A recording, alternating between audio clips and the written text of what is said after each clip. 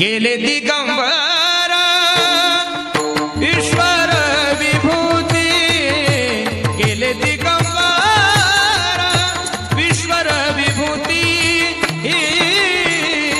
राहिल्या कीर्ती जगा माझी, जगा माझी राहिल्या कीर्ती जगा माझी। गेले दिगंबर ईश्वर विभूती, गेले दिगंबर ईश्वर विभूती, राहिल्या कीर्ती जगा माझी, राहिल्या कीर्ती जगा माझी। गेले दिगंबर ईश्वर विभूती,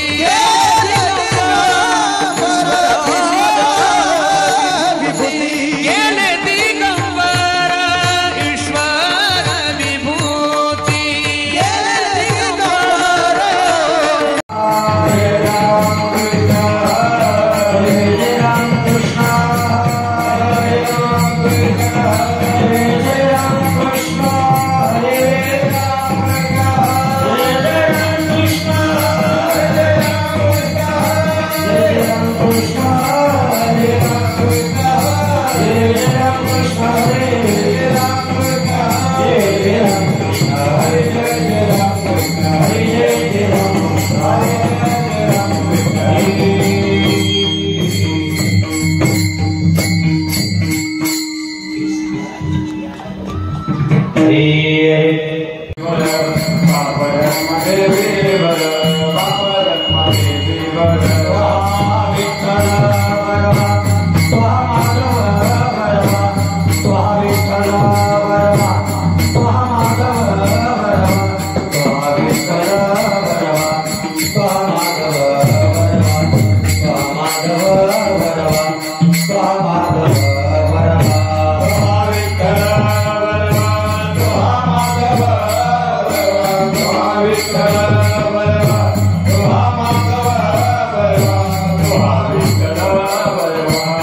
हरे राम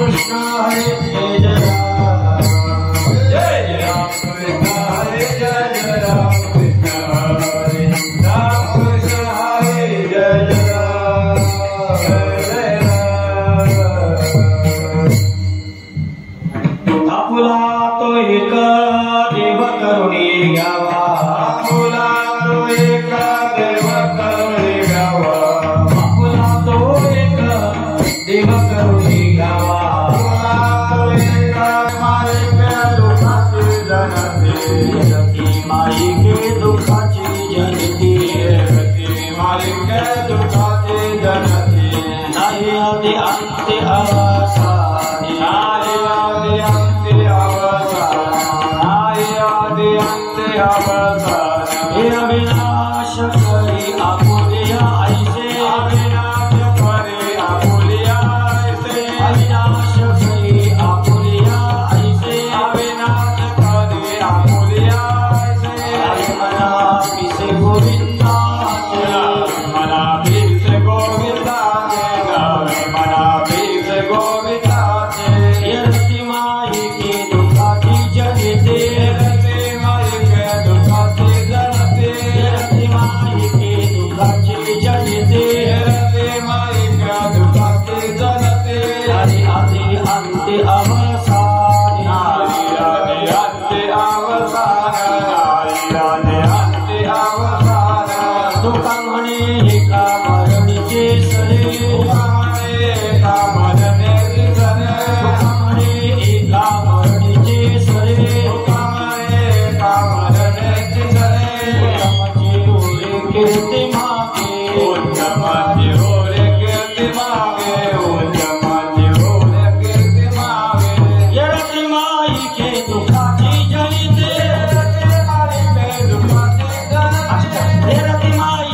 दुखाची जनिते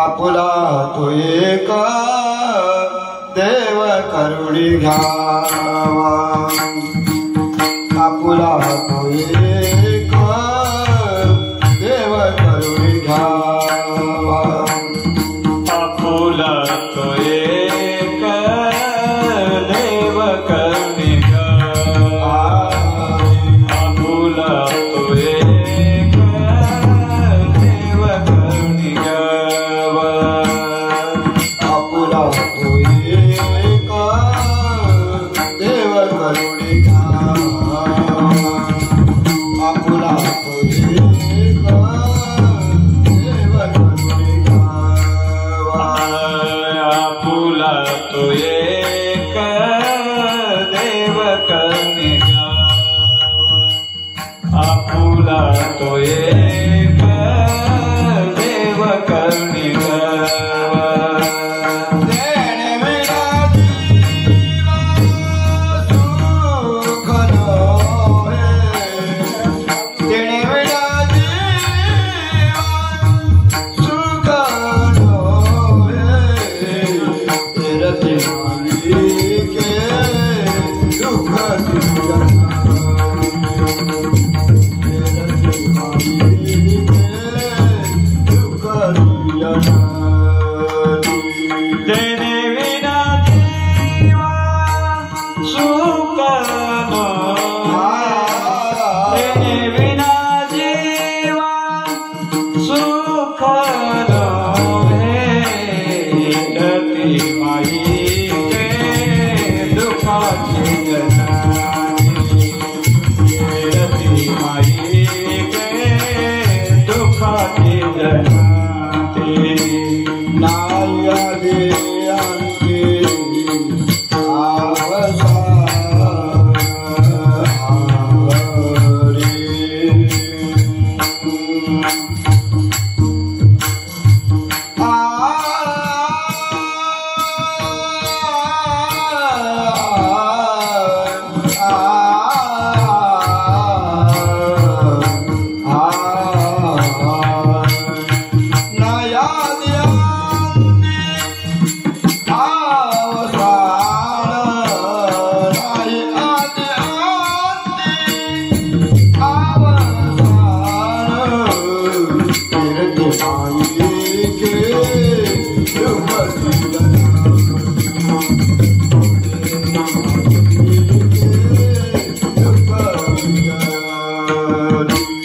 नाही आधी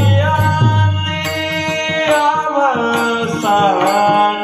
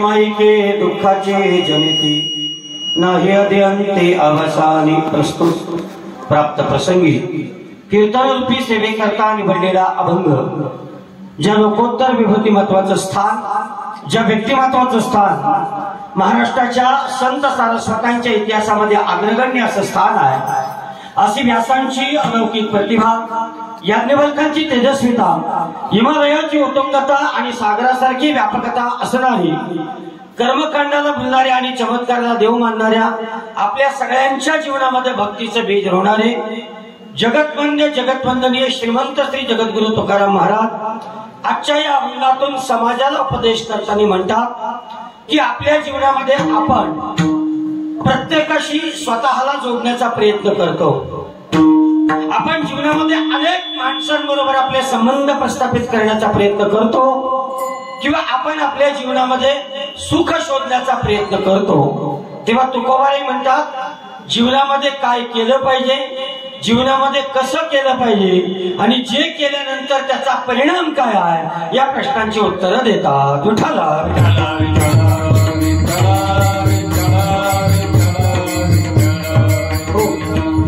अभंग संत तुकाराम महाराजांचा आहे आणि इफेक्ट कमी करून काढ, इफेक्ट कमी करून मोकळा आवाज होता.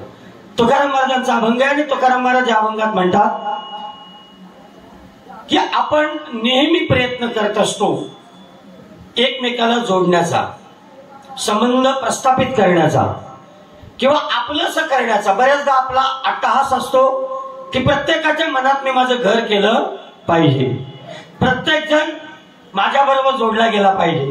पण तुकोबाराय सांगतात की तो परमात्मा जो आहे, भगवान परमात्मा आहे, हाच जीवनामध्ये तुम्ही आपला करा. कारण तुम्ही स्वतः दुःखी आहात आणि तुमच्या सोबतचा माणूसही दुःखी आहे. एका दुःख्यानं दुसऱ्या दुःख्याला भेटणं म्हणजे त्याचं दुःख आपलं करणं असा तो प्रकार आहे. विठ्ठला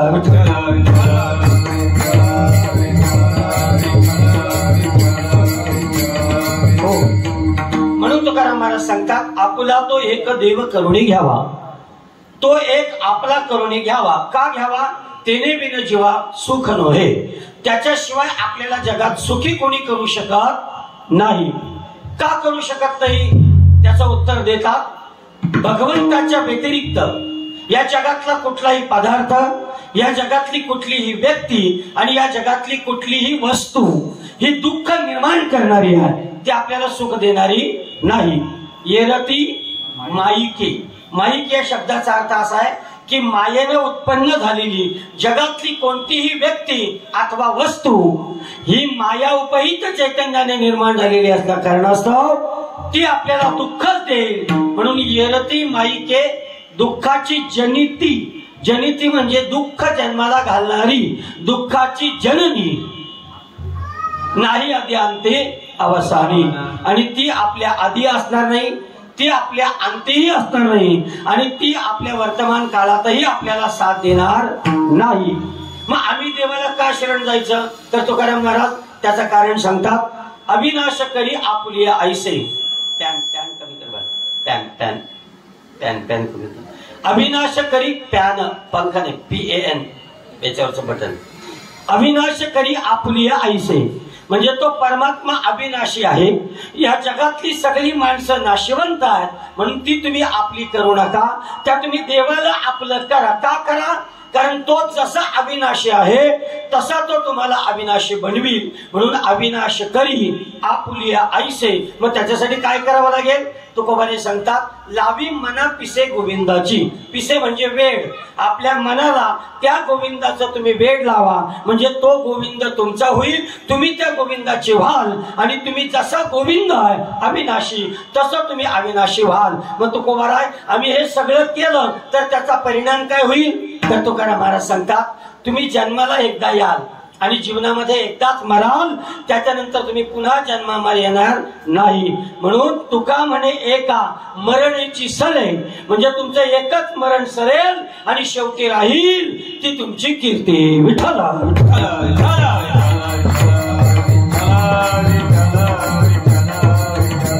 पांडुरंग करो प्रभन मन, पांडुरंग करो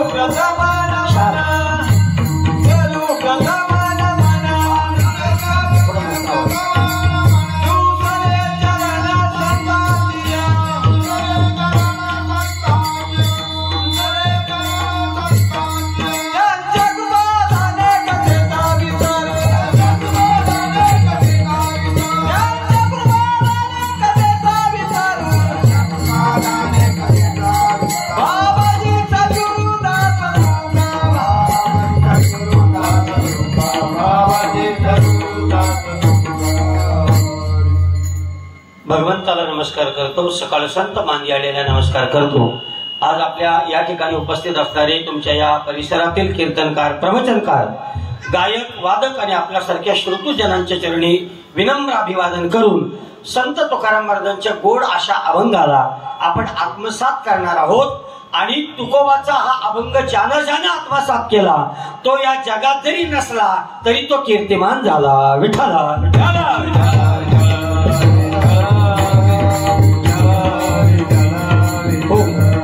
आज आपल्या या भागाड गावातील आमचे परम मित्र सन्माननीय महेशदादा साळुंखे यांचे वडील कैलासवासी बाळाराम महादेव साळुंखे यांच्या उत्तर कार्याच्या निमित्ताने आपण या ठिकाणी एकत्र आलेलो आहोत.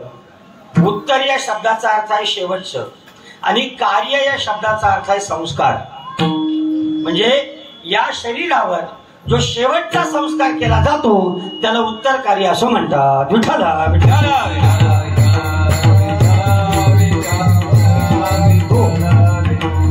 आणि शेवटी आपल्यावर 3 संस्कार केले जातात. एक असतो अग्निदान संस्कार, दुसरा असतो रक्षा मेलन संस्कार आणि तिसरा असतो उत्तर विधीचा संस्कार. अग्निदान संस्कारामध्ये काय होतं, हे जे नाशवंत शरीर आहे ते आपण अग्नीला दान देतो, म्हणजे त्याला आपण अग्नी लावतो. या शरीराला अग्नी का लावली जाते, कारण मुळात हे शरीर जिवंत असताना हे अपवित्र असतं.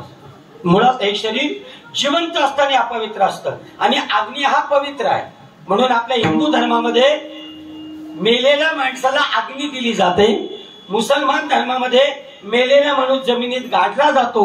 पारसी धर्मामध्ये मेलेल्या माणसाला विहिरीमध्ये टाकून देतात, त्याला पशु पक्षी खातात. जैन धर्मामध्ये समाधी दिली जाते. अशा प्रत्येक धर्माच्या विशिष्ट संकल्पना आहेत.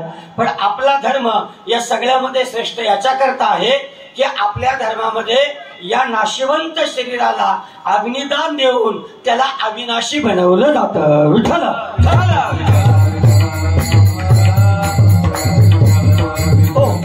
किंवा त्याला पवित्र केलं जातं. कारण अग्नीमध्ये काय होतं, अग्नीचा एक धर्म आहे. अग्नीमध्ये तुम्ही कोणती गोष्ट टाका ती अग्निरूप होते. अग्नीमध्ये तुम्ही कोणती गोष्ट टाका ती अग्निरूप होते. म्हणजे कोळसा, काळा कोळसा जरी तुम्ही अग्नीत टाकला तरी तो अग्नीत टाकल्यानंतर अग्नीचा रंग धारण करतो आणि अग्नी हा लाल असतो. म्हणून काळा कोळसाही लाल होतो आणि तो बाहेर काढला की तो पुन्हा काळा होतो. म्हणजे तो पुन्हा त्याच्या स्वरूपाला येतो. पण अग्नीमध्ये एखादा पदार्थ टाकला की तो अग्निरूप होतो. विठ्ठला विठ्ठला. म्हणून आपल्या धर्मामध्ये काही परंपरा, आपल्या धर्मामध्ये काही रूढी आहे, आपल्या धर्मामध्ये काही संस्कार आहेत आणि असा हा शेवटचा उत्तर कार्याचा संस्कार आहे. त्यामध्ये दशक्रिया नावाचा एक संस्कार काल मध्ये येतो. दशक्रिया म्हणजे काय, दश म्हणजे 10 आणि क्रिया म्हणजे संस्कार. मग 10 वर संस्कार कोणते केले जातात, तर 10 आपली इंद्रिय आहेत.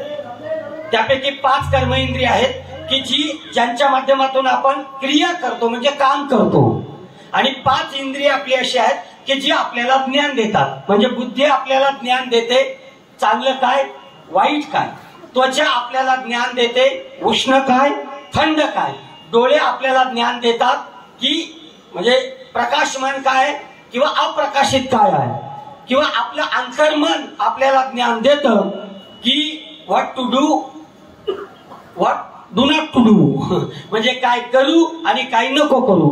तशी 5 कर्मेंद्रिय, 5 ज्ञानेंद्रिय यांच्यावर मेल्यानंतरही संस्कार केले जातात.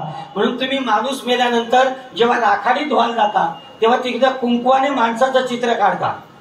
कुंकवाने काढतो ना, तुमच्याकडे काढतात माहित नाही पण आमच्याकडे काढतात. कुंकवाने माणसाचं चित्र काढतात आणि त्याच्या प्रत्येक अवयवाला फुलं ठेवतात आणि घरातली माणसं त्याला नमस्कार करतात.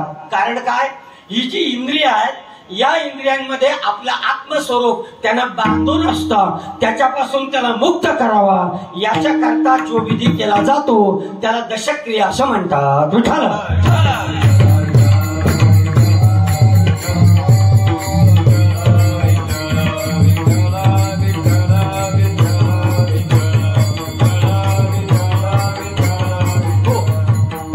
म्हणून आजच्या या या उत्तर कार्याच्या निमित्ताने तुम्ही सगळेजण या ठिकाणी जमलेले आहात.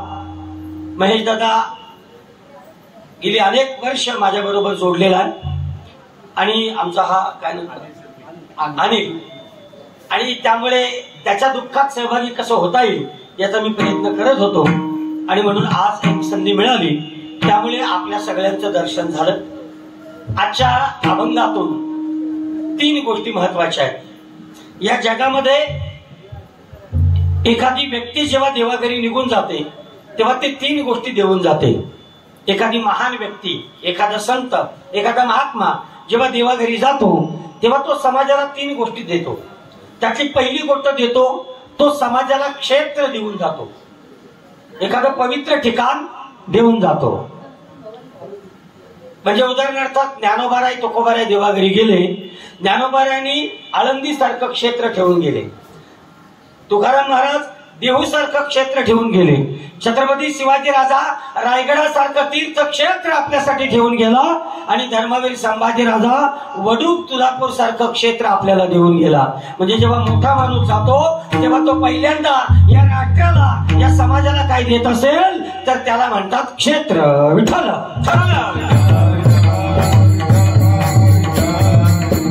हो, तसं संत हे तीर्थ असतात, जसे महात्मे हे तीर्थ असतात, तसे आपले आई वडील देखील एक तीर्थ असतात. म्हणून आई वडिलांना नेहमी तीर्थरूप असं लिहितो आपण. तीर्थरूप बाबा, तीर्थरूप आई. त्यांना तीर्थ का म्हणतो? कारण ते पवित्र असतात म्हणून त्यांना तीर्थ म्हणतात. म्हणून एखादा महात्मा जेव्हा जातो तेव्हा तो 3 गोष्टी देऊन जातो. त्यातली पहिली गोष्ट मी तुम्हाला सांगितली, तो क्षेत्र देऊन जातो. आळंदी हे गाव, पुण्यभूमी ठाव, दैवतांचे नाव सिद्धेश्वर, किंवा चला आळंदीला जाऊ, ज्ञानेश्वर डोळा पहा,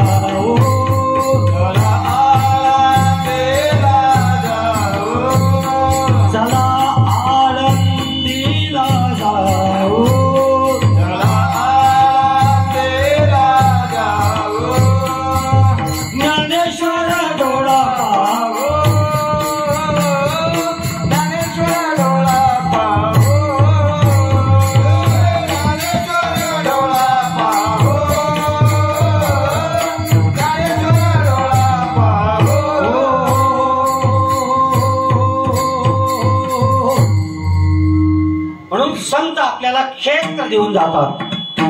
तसं आज तुम्ही ज्या कुटुंबामध्ये उत्तर कार्यासाठी आलेला आहात त्या महेश दादाचे वडील बाळाराम बाबा हे देखील त्याचं एक तीर्थ होतं, त्याचं एक क्षेत्र होतं.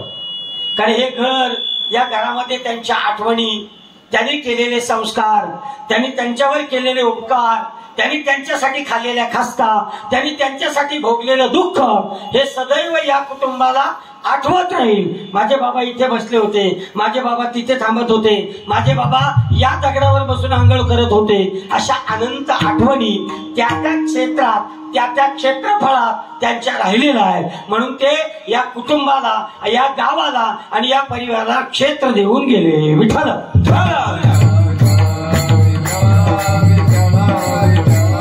हो.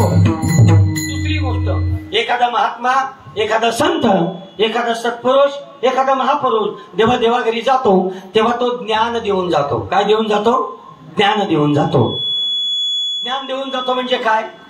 त्या घरातल्या माणसांना त्यांचा भविष्यकाळ उज्ज्वल करावा याच्याकरता काही मूल्य त्यांच्यासाठी ठेवून जातो. म्हणजे छत्रपती शिवाजीराजे जेव्हा गेले आता याच महिन्यामध्ये 3 एप्रिलला, तेव्हा छत्रपती शिवाजीराजानं काशी विश्वेश्वराला मुक्त करा, मथुरा यवनांच्या ताब्यातून सोडवा आणि हिंदवी स्वराज्य जसं आहे तसं टिकवण्याचा प्रयत्न करा, हे जातानी संभाजीराजाला सांगून गेले. विठ्ठल हो. किंवा ते आपल्यालाही सांगून गेले की तुमची क्षेत्र जपा, तुमची ठिकाणं जपा, नाहीतर घात होतो. मी आल्या बोर्ड वाचला गावाच्या बाहेर का बाहेरील परप्रांतीय फेऱ्यावाल्यांना गावात मनाई आहे. आता ही मनाई कधी केली आपण? त्याही जेव्हा 10 लाखाची चोरी केली तेव्हा. बरोबर आहे की नाही? म्हणजे आपलं जेव्हा नुकसान होतं तेव्हा आपण जागे होतो. विठ्ठल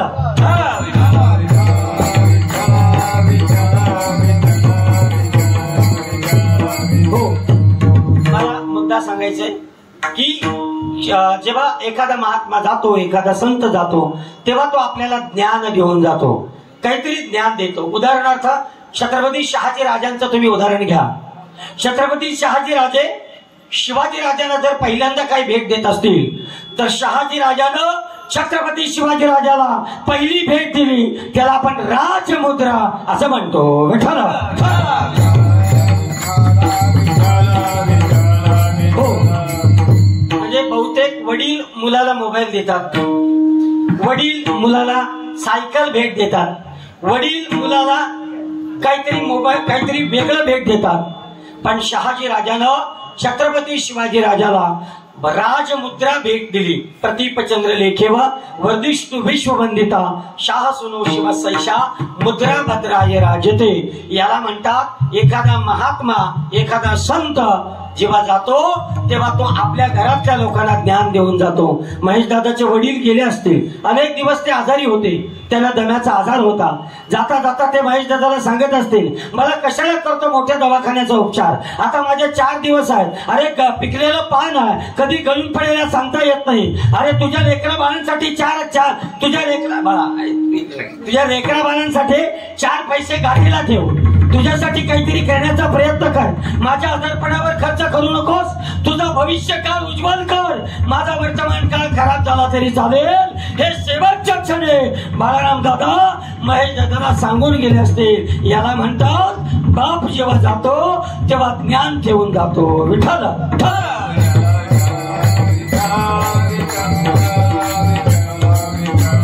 हो. मी तुम्हाला 2 गोष्टी सांगितल्या. संत जेव्हा जातात तेव्हा तीर्थ ठेवून जातात, संत जेव्हा जातात तेव्हा ज्ञान ठेवून जातात. आणि तिसरी गोष्ट, एखादा महात्मा जेव्हा जातो तेव्हा तो कीर्ती ठेवून जातो. महात्मा गेला की त्याची कीर्ती शिल्लक राहते. जसं संत ज्ञानोबा यांचं उदाहरण घ्या. उभारीला ध्वज तिन्ही लोकावरी, उभारीला ध्वज तिन्ही लोकावरी, उभारीला ध्वज तिन्ही लोकावरी, ऐसी चराचरी कीर्ती जाती, ऐसी चराचरी कीर्ती जाती, ऐसी चराचरी कीर्ती जाती. याचा अर्थ असा आहे, उभारीला ध्वज,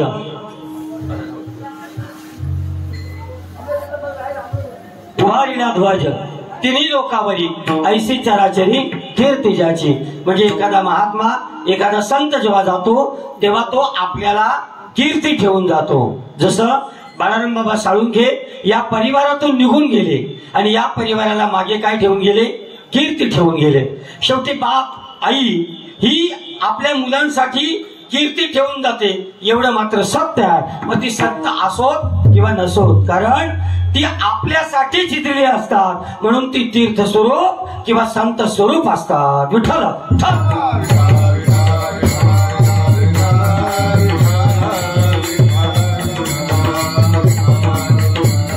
हो. म्हणून मी 3 गोष्टी सांगितल्या. एखादा संत जेव्हा जातो तेव्हा तो आपल्याला कीर्ती, तेव्हा तो आपल्याला ज्ञान आणि आपल्याला क्षेत्र ठेवून जातो. मग आता शेवटचा मुद्दा राहिला कीर्ती. मग कीर्ती कोणाकोणाची होते? तर या जगात 3 लोकांची कीर्ती गायली जाते. पहिली कीर्ती गायली जाते ती सतीची. तुका म्हणे पतिव्रता तिची देवावरी सत्ता, सतीची कीर्ती गायली जाते. दुसरी कीर्ती गायली जाते संताची. संत जो असतो त्याची कीर्ती शिल्लक राहते. गेले दिगंबर ईश्वर विभूती, राहिल्या त्या कीर्ती जगा माझे, राहिल्या त्या कीर्ती जगा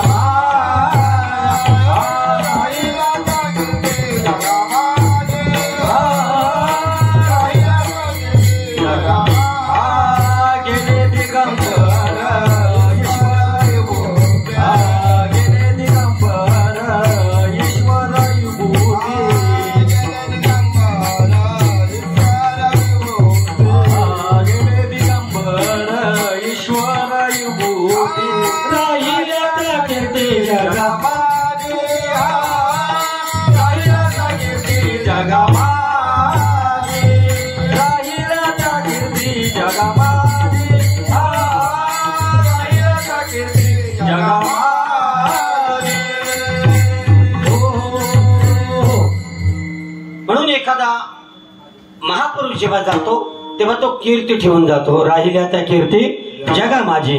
कीर्ती 3 लोकांची गायली जाते. पहिली कीर्ती सतीची गायली जाते, दुसरी कीर्ती संताची गायली जाते आणि तिसरी कीर्ती शूराची गायली जाते. एखादा शूर असतो ना, त्याची कीर्ती गायली जाते. उदाहरणार्थ संभाजी राजांची आपण कीर्ती गात असतो. म्हणजे देश धर्म पर मिटने वाला शेर शिवा का छावा था, महापराक्रमी परम प्रतापी एक ही शंभू राजा था, जिह्वा कटी खून बहाया धर्म का सौदा किया नहीं, अरे शिवाजी का बेटा था वो, शिवाजी का बेटा था वो, सत्य मार्ग से छूटा नहीं. विठ्ठल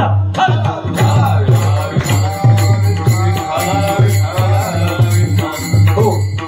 म्हणून परम प्रतापी परम पराक्रमी एकही शंभो राजा था.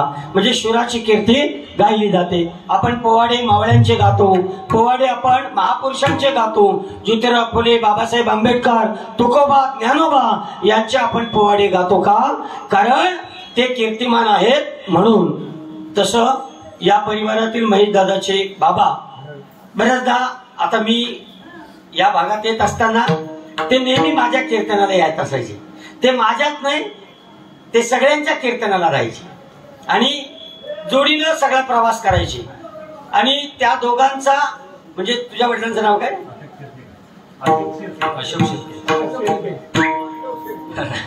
अशोक शिर्के. अशोक शिर्के आणि बाळाराम साळुंखे हे दोघे मित्र होते. धर्मेंद्र आणि अमिताभ बच्चन कसा तसे. आणि त्यांची दोन्ही मुलं पण त्यांचे दोघे चांगले मित्र आहेत. म्हणजे हा पण आणि महेश दादा पण एक चांगले दोघे मित्र आहेत. म्हणजे वडिलांचा, या लोकांनी बाकीच्या कुठल्या गोष्टी घेतल्या असतील माहित नाही मला, पण वडिलांची मैत्री या दोघांनी टिकवले. याचा अर्थ त्या दोघांमध्ये असलेलं जे कॉम्बिनेशन आहे ते खऱ्या अर्थानं पवित्र आहे. विठ्ठल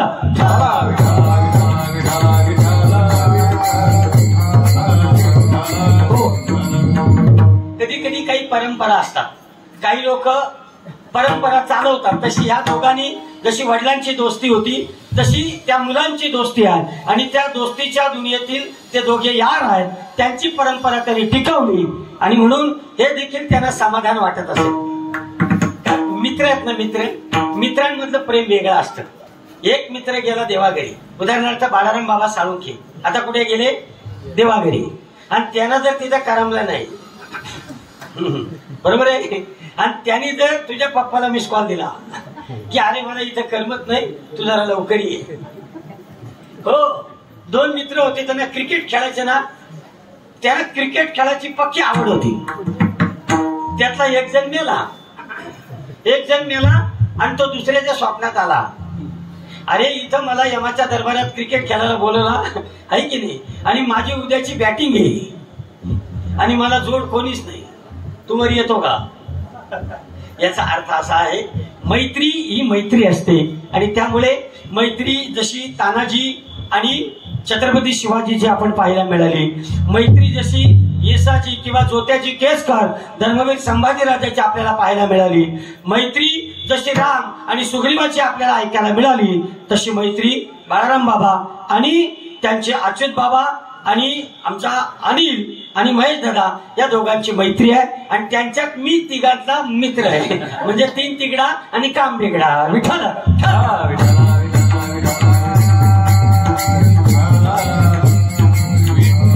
हो. मी तुम्हाला 3 गोष्टी सांगितल्या, त्याच्यावर आणखी 3 गोष्टी सांगितल्या. अशी ती कीर्ती राहते. मग ही कीर्ती राहते कशामुळे? तर ही कीर्ती याच्यामुळे राहते की या जगात जो कीर्तिमान आहे त्याच्याबरोबर तुमचा संबंध येतो. मोठ्या माणसाबरोबर संबंध आला की छोटा माणूस पण मोठा होतो. समजा आता इथे खासदार साहेब आले, खासदार साहेब महेश दादाच्या घरी आत्ता बसायला आले, तर तुमच्या डोक्यात काही, अरे महेशची पोचले मोठी बरं का, खासदार आला, मी पण आज कीर्तनाला आलो ना, तरी तुम्ही काय म्हणाल? अरे कैलास महाराज तेवढ्या लांबून महेश दादाच्या वडिलांच्या उत्तर कार्याला आले, याचा अर्थ महेशची पोच जास्त दिसते. मग उद्या कीर्तन घेताना तुम्ही माझा महेशला सांगाल, हे तू सांग ना महाराजांना. मग महेश फोन करील, महाराज एवढंच घ्या ना, या या या या या. तकाट कोणाला फोन करू नको, मला असं सांगू शकतो. नाही, हे असं होतं. याच्याने काही लोक संबंध शोधतात आणि त्या संबंधातून लोकांची कामं होतात. त्यामुळे आमची आज कीर्तन आपण अशीच घेतो की नाही. म्हणजे आता तुम्ही आहात, तुम्ही मला फोन कराल, महाराज मी आमका महाराज बोलतो, बागाड विभागाचा अध्यक्ष बोलतो, तुम्ही इकडे या ना. मग मी तुमचा शब्द खोडणार आहे का? मग यांच्या माध्यमातून तुमच्या घरी मी सहज तुम्हाला सोप्या पद्धतीने उपलब्ध होईल. आणि हे कसं झालं, जेव्हा हे माझ्याशी जोडले किंवा मी यांच्याशी जोडलो. आपण नेहमी मोठ्या माणसांबरोबर जोडलो ना की आपणही मोठे होतो, आपणही कीर्तिमान होतो. याच्याकरता आपण मोठ्या माणसांबरोबर जोडलो पाहिजे, मोठ्या माणसांबरोबर जोडलो पाहिजे. जी माणसं कीर्तिमान आहेत, जी माणसं ज्ञानी आहेत, जी माणसं मुक्त आहेत, जी माणसं जिज्ञासू आहेत, जी माणसं मुमुक्ष आहेत, ज्या माणसांनी भगवंत पाहिलाय, जी माणसं भगवंताशी जोडली गेलेली आहेत, तुम्ही त्यांच्या बरोबर जोडले गेलात तर तुमचीही कीर्ती तेवढीच होते. विठ्ठल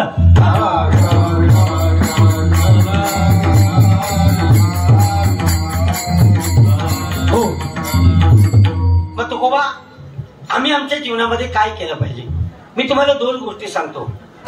जसं जीवन जगण्याची एक पॉलिसी असते, जीवन जगण्याची एक मॅनेजमेंट असते, जीवन जगण्याची एक जशी स्ट्रॅटेजी असते तशी मरणाची पण स्ट्रॅटेजी असते. काही माणसं ठरवून मारतात, काही माणसं ठरवून मारतात, काही माणसं ठरवून मारतात. उदाहरणार्थ तुम्हाला एक गोष्ट सांगतो. हेमू कलानी नावाचा एक सैनिक होता जो आझाद हिंद सेनेमध्ये जाण्याचा प्रयत्न करत होता. तो जेव्हा पहिल्यांदा इंटरव्ह्यूला गेला तेव्हा सुभाषचंद्र बोस यांनी सांगितलं की तुला सैन्यामध्ये भरती होता येणार नाही का, कारण तुझी घरी आई एकुलती एकटीच आहे आणि तुझ्या आईसाठी तू एकमेव आधार आहेस, तुला या ठिकाणी भरती होता येणार नाही.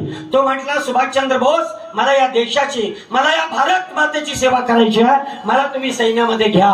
तेव्हा सुभाषचंद्र बोस म्हणतात, भारत मातेची सेवा करण्याच्या अगोदर तू तुझ्या जन्मदात्या मातेची सेवा कर, तीच सेवा भारत मातेची सेवा होईल. विठ्ठल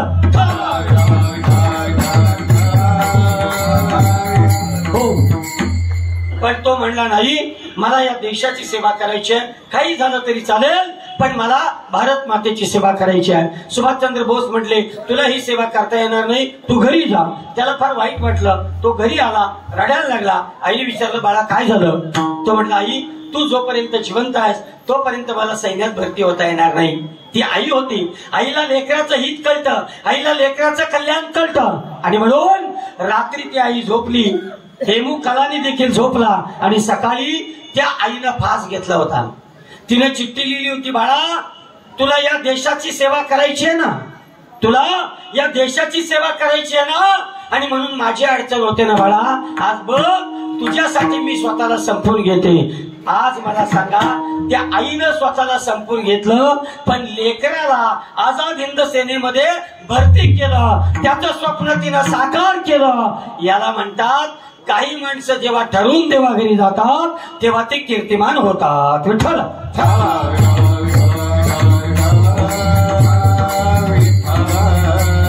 हो.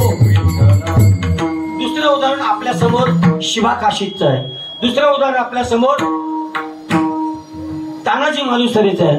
दुसरं उदाहरण आपल्या समोर बाजीप्रभू देशपांडेचं आहे. याचं पुढचं उदाहरण सांगू, तुम्हाला माहिती आहे, विठ्ठलपंत आणि रुक्मिणी माता, संत ज्ञानोबा आहे आणि या भावंडांना शुद्धीपत्र मिळत नव्हतं आणि पैठणच्या धर्मपीठानं न्याय दिला की तुम्ही जर दोघं जण देहांत प्रायचित्त घ्याल तर आम्ही तुमच्या मुलांची मुंज करू.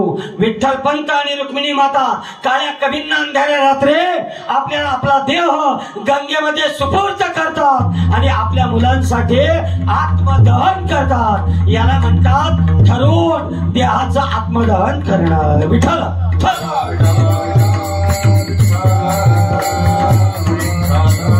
हो. मग तुकोबा हे असं का केलं जातं, तर तुकोबा म्हणतात हे याच्याकरता केलं जातं, आपण नेहमी मोठ्यांशी जोडलो पाहिजे. म्हणून जसं मरणाची, जसं जगण्याचं व्यवस्थापन असतं तसं मरणाचं पण व्यवस्थापन असतं. कसं मेलं पाहिजे, कुठं मेलं पाहिजे. काही माणसं काशीला जाऊन अगोदर बुकिंग करतात, मी मेलो पाहिजे. हा, कारण शेवटी तुम्हाला खरं सांगू का, काही शरीराला जिवंतपणी भाग्य प्राप्त होतं, काही शरीरांना जिवंतपणी भाग्य प्राप्त होतं, जिवंतपणी भाग्य. उदाहरणार्थ काय सांगता येईल, छत्रपती शिवाजीराजे जेव्हा श्रीशैलमला गेले तेव्हा एका मंदिराचा जीर्णोद्धार केला. त्या आंध्र प्रदेशातील लोकांनी शिवाजीराजाची मूर्ती जिवंत असताना त्या मंदिरामध्ये बसवली होती. म्हणजे काय, त्यांच्या शरीराला जिवंतपणी मोठेपणा मिळाला आणि काही लोकांच्या शरीराला मेल्यानंतर मोठेपणा मिळतो.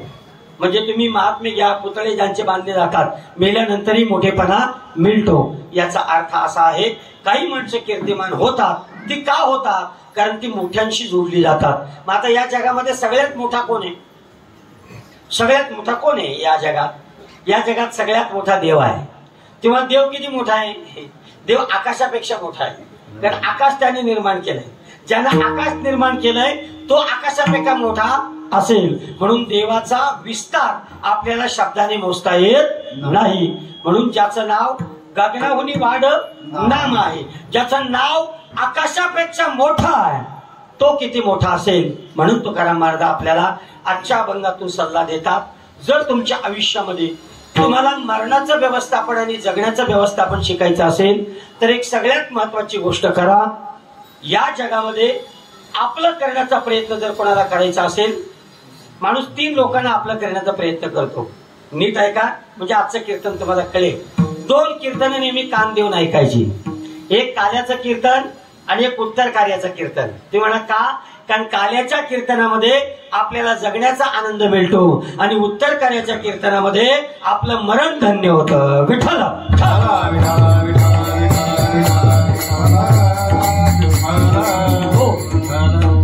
काल्याचं कीर्तन हे भगवान श्रीकृष्णाचं संकीर्तन असतं आणि उत्तर कार्याचं कीर्तन हे भगवंताकडे जाण्याचं संकीर्तन असतं. विठ्ठल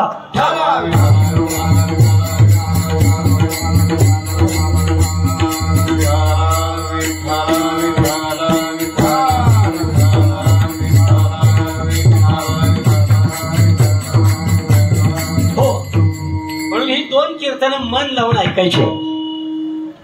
मन लावून काय ऐकायचे, कारण या उत्तर कार्याच्या कीर्तनामध्ये तुमचं राहिलेलं उत्तर आयुष्य पवित्र होतं. पहिली गोष्ट. आता समजा आजचं कीर्तन, आजचा अभंग एखाद्याला समजला तर त्याला पुढे मी काय केलं पाहिजे हे कळेल की नाही. म्हणजे इथून पुढे त्याचं जे आयुष्य आहे, ज्याला उत्तर आयुष्य म्हणतात, त्या आयुष्याचं कल्याण होईल म्हणून उत्तर कार्याचं कीर्तन ऐकायचं. विठ्ठल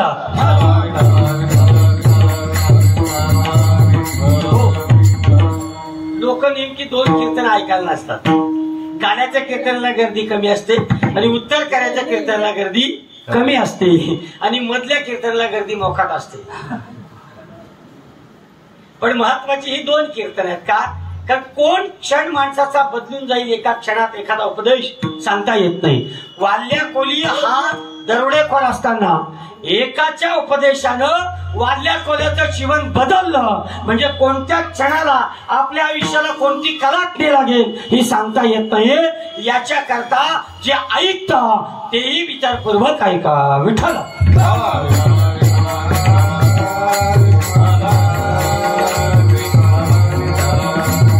हो.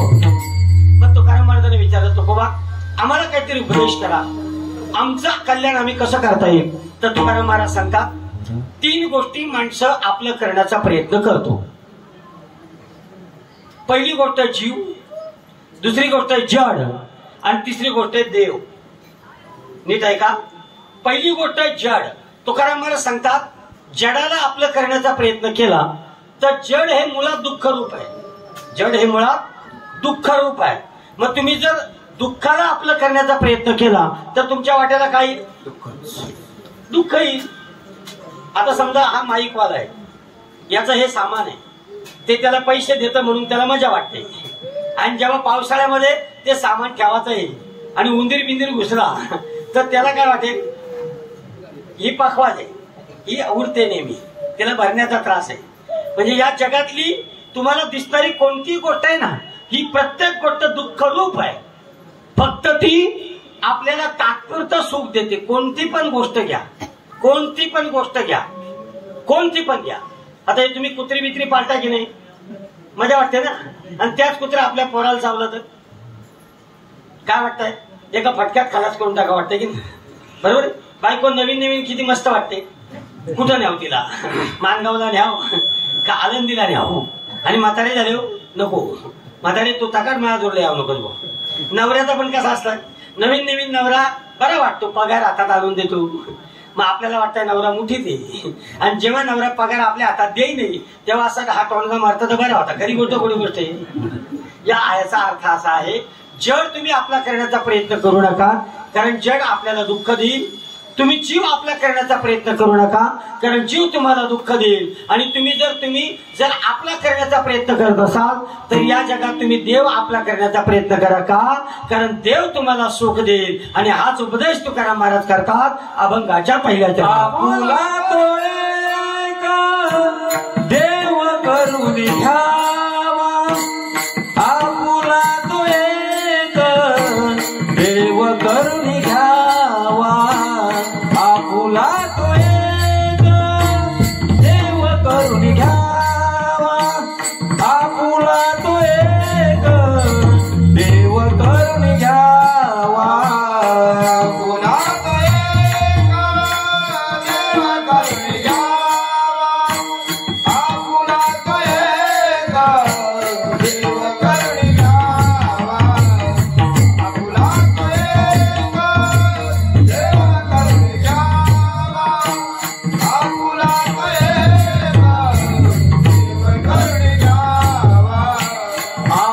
तो एक देव करून घ्यावा, आपुला तो एक देव करून घ्यावा, आपुला तो एक देव करून घ्यावा,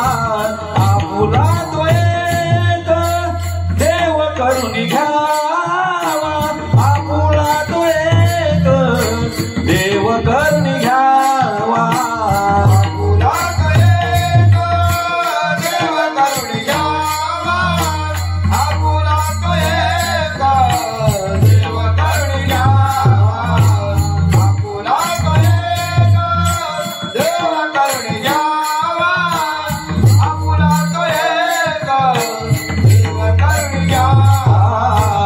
तेरे विना जीवा सुख नो हे, तेरे विना जीवा सुख नो हे, तेरे बिना जीवा सुख नहे, तेरे बिना जीवा सुख नहे. तेरे विना जीवा सुख नो हे, तेरे विना जीवा सुख नो हे, तेरे बिना जीवा सुख नहे, तेरे बिना जीवा सुख नहे. येळती बाई ग दुःखाची जनाती, येळती बाई ग दुःखाची जनाती, येळती बाई ग दुःखाची जनाती, येळती बाई ग दुःखाची जनाती.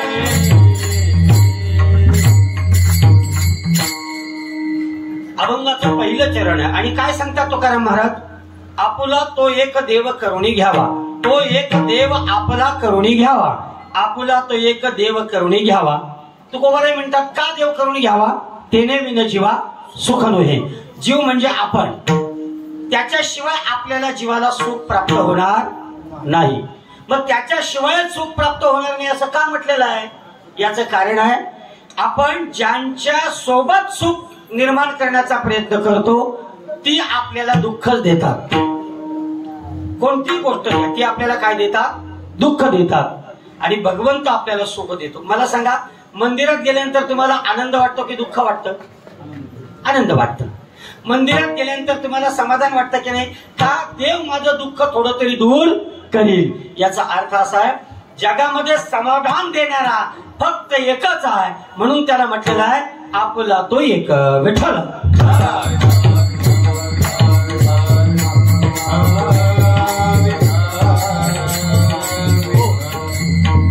ते म्हणाल देवाला एक का म्हटलेलं आहे?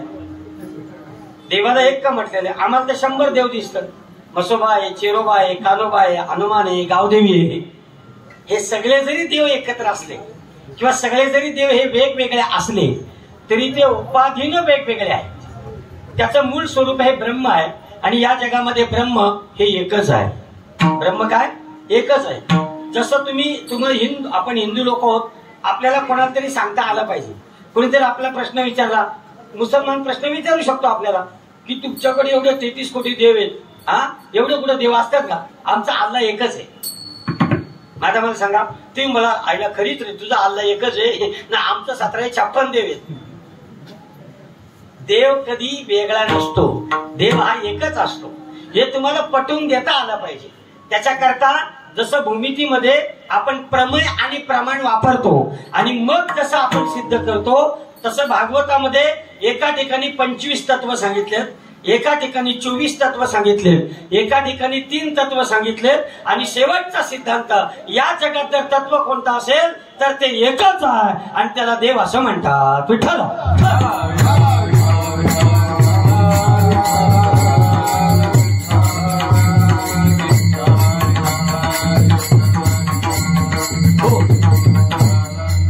देवाला दोन म्हणता येत नाही. जिथे द्वैत येतं, जिथे दोन येतात तिथे भेद येतो आणि देवामध्ये भेद नाही.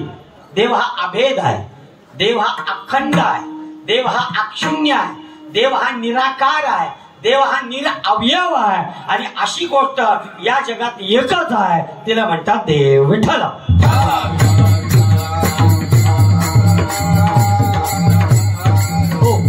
म्हणून तुकाराम महाराज म्हणतात, आपला तो एक देव करुणी घ्यावा, तेने विन जीवा सुख नोहे. आता मी तुम्हाला सांगितलं, आपला करणाऱ्या 3 गोष्टी आहेत. आपण जडाला आपलं करतो, आपण जीवाला आपलं करतो आणि आपण देवाला आपलं करतो. मग जडाला आपलं करण्यात काय दुःख आहे?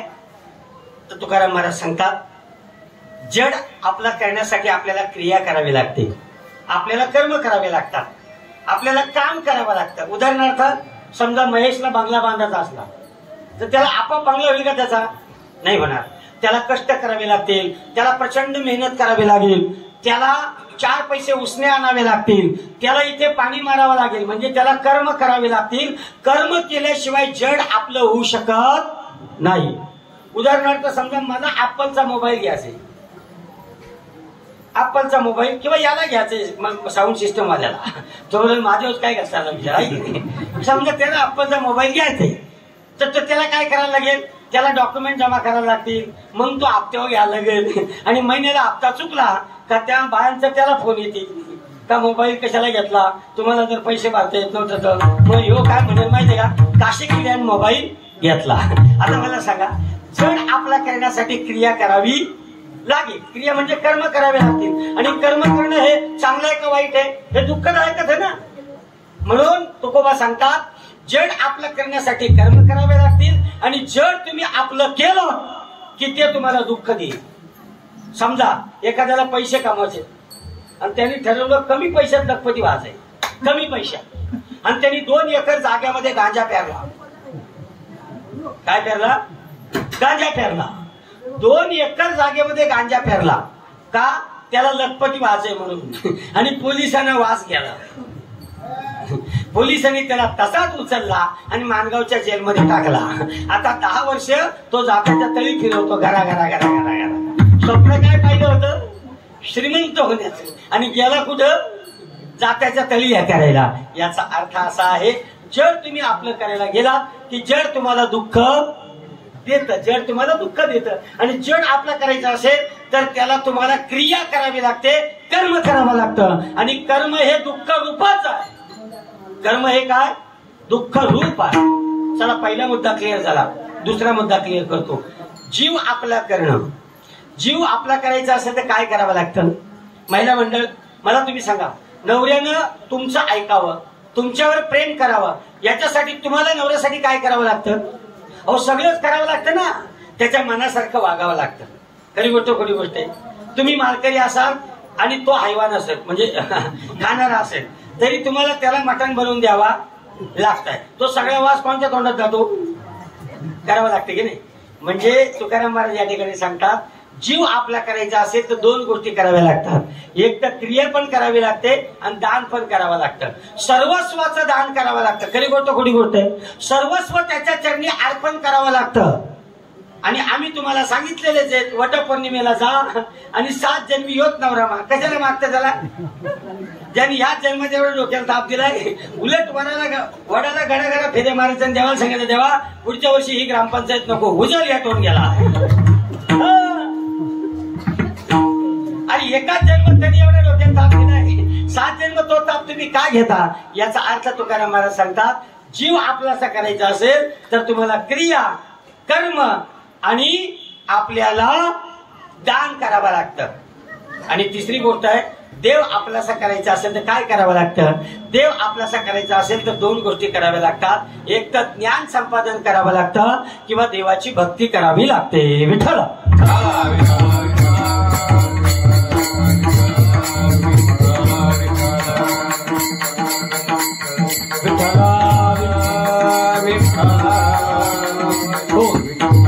म्हणून तुकाराम महाराज म्हणतात, आपुला तो एक देव करुणी घ्यावा, तेने विन जीवा सुख नोहे. त्याच्याशिवाय जीवाला सुख मिळणार नाही. कारण सुख जीवाला 3 गोष्टीने मिळतं. या जगात 3 प्रकारचं सुख आहे. एक आहे भोग सुख, दुसरा आहे विषय किंवा विकार सुख, आणि तिसरा आहे ब्रह्मसुख. 3 प्रकारची सुख तुम्हाला या जगात भोगायला मिळतात. पहिला आहे भोग सुख. भोग म्हणजे काय? तुम्ही ज्या ज्या गोष्टी खाता पिता, जिथे जिथे जाता त्याला भोग सुख म्हणतात. आणि हे सुख तुम्ही कशाच्या द्वारे स्वीका आनंद घेता? इंद्रियांच्या द्वारे. म्हणजे आता गुलाबजाम किंवा काहीतरी असेल समजा, कारण म्हणजे या बंद केला पाहिजे आपण गोड ठेवणं. काही दिवसात लोक अशीच उत्तर करायला लग्नाला जाऊन गोड खाऊन मरतील डायबिटीस होऊन. शपथ तुम्हाला सांगतो, मी तर आमच्याकडे आता सांगणारे लोकांना या बंद करा. कारण सगळीकडे बंद केलं ना, टाळ्या वाजवा तुमच्याकडे. आता मी ही गोष्ट आमच्याकडे जाऊन सांगणार. कारण आमच्याकडे काय माहितीये का, 5वी असू दे, वाढदिवस असू दे, गोड आणलं जातं. आणि आता पाण्याच्या पॅक बाटल्या आणि हे गोड आहे ना, हे उद्या आपल्याला कॅन्सल करून मारणार आहे. पाण्याच्या बाटल्या एखाद्याने आणल्याने तर लोक म्हणतात भिकमंगे आहे का काय, त्याची काय ऐकत नाही का काय, अरे मरशील ना कॅन्सर होत. पूर्वी अहो 1 कलशी असायची आणि 4 ग्लासा असायची. ती 4 मोठा 4 ग्लासा आणि 1 कलशी पाणी आणि 2000 लोक लागण्यात आलेली जेवाची. याच्या उष्टा तो त्याच्या उष्टा तो, तरी काही होत नव्हता. आता सेपरेट बाटली, सगळीकडे बाटली, म्हणजे जन्माला आला बाटली, जीवनभर बाटली, आणि मिळाला तरी बाटलीच. बाटली काही सुट, काही प्रथा, काही रूढी आपल्याला खरंच आपलं भौगोलिक जीवन उद्ध्वस्त करीत असतील ना, तर त्या गोष्टीवर आळा घालणं हे पहिल्यांदा काम केलं पाहिजे. मला आनंद वाटला तुमच्याकडे ही गोष्ट आहे. आता याच्या पुढे मी आमच्या सगळ्या तालुक्यात जिथं जिथं महाराष्ट्रात कीर्तनाला जाईल तिथे तिथे तुमच्या या माणगाव विभागातली ही गोष्ट लोकांना सांगेल.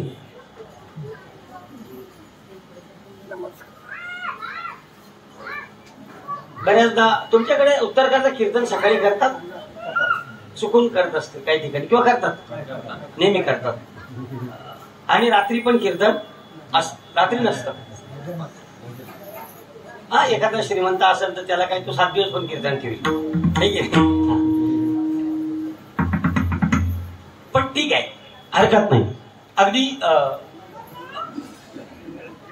तुकाराम महाराज अभंगाच्या या पहिल्या चरणात सांगतात की तेने विन जीवा सुख नव्हे.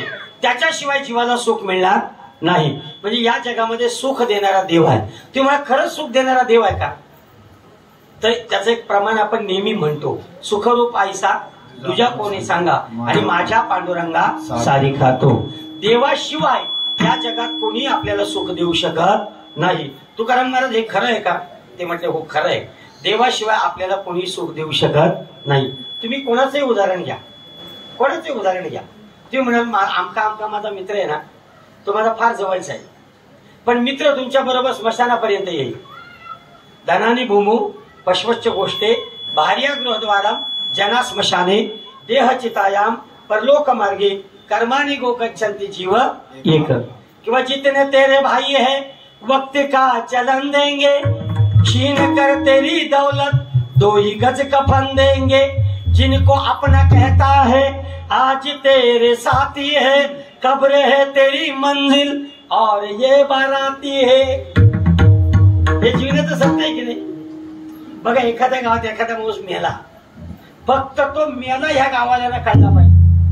लगेच एक जण जातो बांब तोडून आणतो, दुसरा जातो वाघ घेऊन येतो, तिसरा जातो मानगावला मडका घेऊन येतो। सगळी माणसं याच्या आत याला न्यायची तयारी एकदम ओके। एकाने तर इथं दाबण खोसला होता, दाबण। त्याला विचारलं दाबण का? तो म्हणतो स्मशानभूमीत जेव्हा आपण जातो ना तेव्हा डिझेलची नाही का, डिझेलची आपण बाटली भरतो, तर त्या बाटलीला नेमकं भाग पाडला तिथं दुसरा काही भेटत नाही, त्याच्याकरता दाबण ठेवलाय। एवढी व्यवस्थापन आपण नसताना लोक करतात, तर असताना करणार नाही का? आता गावातला एखादा दारुडे असेल तो 24 तास दारू पितो। मगाशी इथे एक जण होता कोणतरी, हा, तो विठ्ठल विठ्ठल भाजनाव पण असं नाचत होता का खलीवली गाणी लावलाय है की नाही? आता तो दिवसभर पित असतो, पण आपण विचार करतो त्याला एवढा पैसा भेटतो कुठे? बघा ना, मग त्याला चिंता नाही काय नाही, तो जाईल तिथे दिले 20 रुपये, कप्याला लगेच ते खपली उतरली का लगेच तिसऱ्या जाऊन दिले 20 रुपये घेतलं प्याला, म्हणजे त्याची अख्खा दिवस चांदी असते महाराज, तो अख्खा दिवस आनंदी असतो महाराज, आणि विचारी माणूस अख्खा दिवस दुःखी असतो। आता आम्ही धोतरच घातला पाहिजे, गंधच लावला पाहिजे, कॅटात लावला पाहिजे, नाही तर लोक काय म्हणतील? लोक काय म्हणतील याच्या करता करता आम्हाला कसं जगायचंय ते आम्हाला कळत नाही। आमच्या बायका उलट आम्हाला शिवाय देतात का तुम्ही उठ सूट जा हरिपाठ, उठ सूट जा कीर्तन। लोकांच्या बायका फिरायला जातात आणि आमचं नवरं लोकांच्या घरी टाल कुटाल जातात। खरी गोष्ट कोणी बोलते? यानं सगळ्यांना विचारा, याच सांगतील। हा आमचा त्यांचा काही वेगळा नाही, सगळ्या बोलचा सारखाच कार्यक्रम। त्यांची इच्छा असते आम्हाला फिरायला न्यायला पाहिजे, आम्हाला कुठेतरी न्यायला पाहिजे, त्यामुळे मे महिन्याची सुट्टी तुम्हाला याच्या करता दिली। तरी मे महिन्यामध्ये उत्तर कार्याची कीर्तने जास्त असतात, मे पावसाळ्यामध्ये जास्त असतात, कारण म्हातारी माणसं लवकर जातात। आणि आम्ही पण देवाला प्रार्थना करतो की जेव्हा जेव्हा आम्हाला कार्यक्रम नसतो तेव्हा 4-5 माणसं मारून टाक असतो। मला मुद्दा सांगायचंय, तेने विन जीवा सुख नये। त्या भगवंताशिवाय आपल्याला या जगात कोणी सुखी करू शकत नाही। भगवंत सुखी करतो का?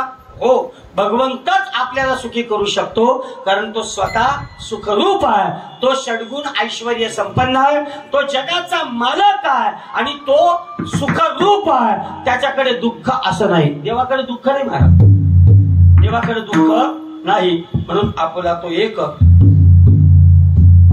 एक देव करून घ्यावा। तेने विन जीवा सुख नोहे, त्याच्याशिवाय माणसाला सुख मिळणार नाही, आणि त्याच्याशिवाय सुख मिळत नाही याला काही पुरावा आहे का? तर तुकाराम महाराज म्हणतात हो, भगवंताशिवाय, म्हणून येर शब्द वापरलाय अभंगात। येर म्हणजे काय? त्याशिवाय, तो सोडून या जगात तुम्हाला जेवढे पदार्थ दिसतात तेवढे पदार्थ मायेनं उत्पन्न झालेले आहेत, आणि माया ही दुःख रूप आहे। आणि हेच तुकोबारे सांगतात अभंगाच्या 2ऱ्या चरणात,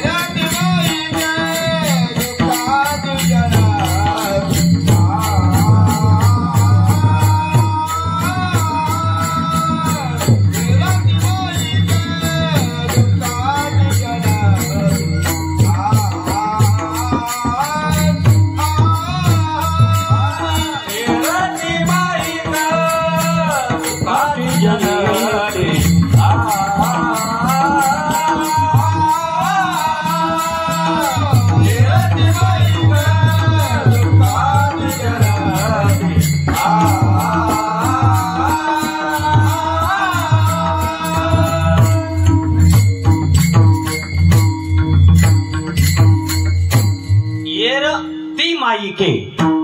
पहिल्या चरणामध्ये तो शब्द आहे आणि दुसऱ्या चरणामध्ये ती शब्द आहे. तो ब्रह्म आणि ती माया. विठ्ठल विठ्ठल. हो, ब्रह्म हे पुल्लिंगी आहे आणि माया ही श्रीलिंगी आहे. जसा पुरुष आणि स्त्री यांच्यामुळे तिसरा जीव जन्माला येतो, तसं माया आणि ब्रह्म यांच्यामुळे जगत जन्माला येतं. विठ्ठल विठ्ठल. हो, म्हणून येर शब्द, येर म्हणजे काय? तो सोडून, च्या शिवाय, देवाच्या शिवाय येर. येर म्हणजे स्थावर जंगम. येर म्हणजे 84 लक्ष योनी. येर म्हणजे देव सोडून या जगात दिसणारी कोणती जी गोष्ट आहे. माईकी, माईक म्हणजे काय? मायेनं निर्माण झालेली आहे किंवा ती माया दाखवते. येरती माईके, दुःखाची जनिती. जनिती म्हणजे जन्माला घालते. या जगात कोणती गोष्ट दुःख जन्माला घालते बघा. संसारातली कोणतीही गोष्ट. बायको केली, तिला मुलगा होतो, तो मुलगा दुःख जन्माला घालतो. तुम्ही खरी गोष्ट खोटी गोष्ट आहे, त्याला शाळेत काढला पाहिजे, त्याचा लगीन करून दिला पाहिजे. पण त्याने आपल्याला ठेवलं तर ठीक, त्याने आपल्याला आकलून दिला. मग मला तुम्ही सांगा, तिच्यामुळे तो जन्माला आला आणि तो दुःख रूप आहे. मुलीचा जन्म झाला, माणसाला आनंद वाटतो, पण ती मोठी झाली, काळजी वाटते. शाळेतून घरी येईपर्यंत बाप घरामध्ये वाट पाहत असतो, माझी लेक सुखरूप घरी आली पाहिजे. ती रोज शाळेत जाते, बाप रोज मरत असतो. खरी गोष्ट खोटी गोष्ट, बरोबर. ती मोठी झाली, तिचं लग्न झालं पाहिजे याची काळजी असते. मग त्याच्याकरता तो त्याच्या चपला झिजवतो. तिचं लग्न झालं तर तिला मिळालेला टॉनगा व्यवस्थित तिला सांभाळतो की नाही याची बापाला काळजी असते.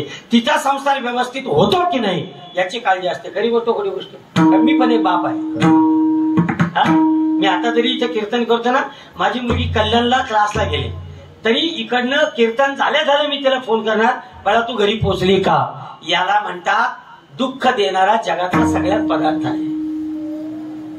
हो, माझी बायको तिकडे संध्याकाळपर्यंत फोन नाही आला, नवऱ्याचा फोन काल नाही आला, तो आहे कपलून गेला, याचा टेन्शन गेली. हो, ती घरी जाता आता 50 फोन करेल. म्हणजे याचा अर्थ असा आहे, जीवही दुःख देतो, जगातले सगळे पदार्थही दुःख देतात. समजा आता महेशच्या घरात जर 50 लाख असतील 50 लाख, तर झोपल का? झोपल का? मला तुम्ही सांगा. तो झोपणारच नाही. त्याला नुसतं असा कधी वाजली तरी तो उठल, कोण आहे कोण आहे. आणि किती रुपये पडले? 50 लाख. समजा तुमच्या गळ्यात गंठण आहे 20 तोळ्याची, तुम्ही इथून पायी जाल का? माणगावला जाल? अरे बाबा नाही जाणार, गेल्या तरी नुसतं धरून ठेवा. मला असं सांगा, जो पदार्थ आपल्याला सुखरूप वाटतो तर सुखरूप आहे का दुःखरूप आहे? अहो दुःखरूप आहे ना. कुठलाही, आता तुम्ही चप्पल नवी जर आणली असेल आता आणि तुम्ही कीर्तनाला आला असा, मला सांगा तुमचा जीव कुठं गुंतला असेल?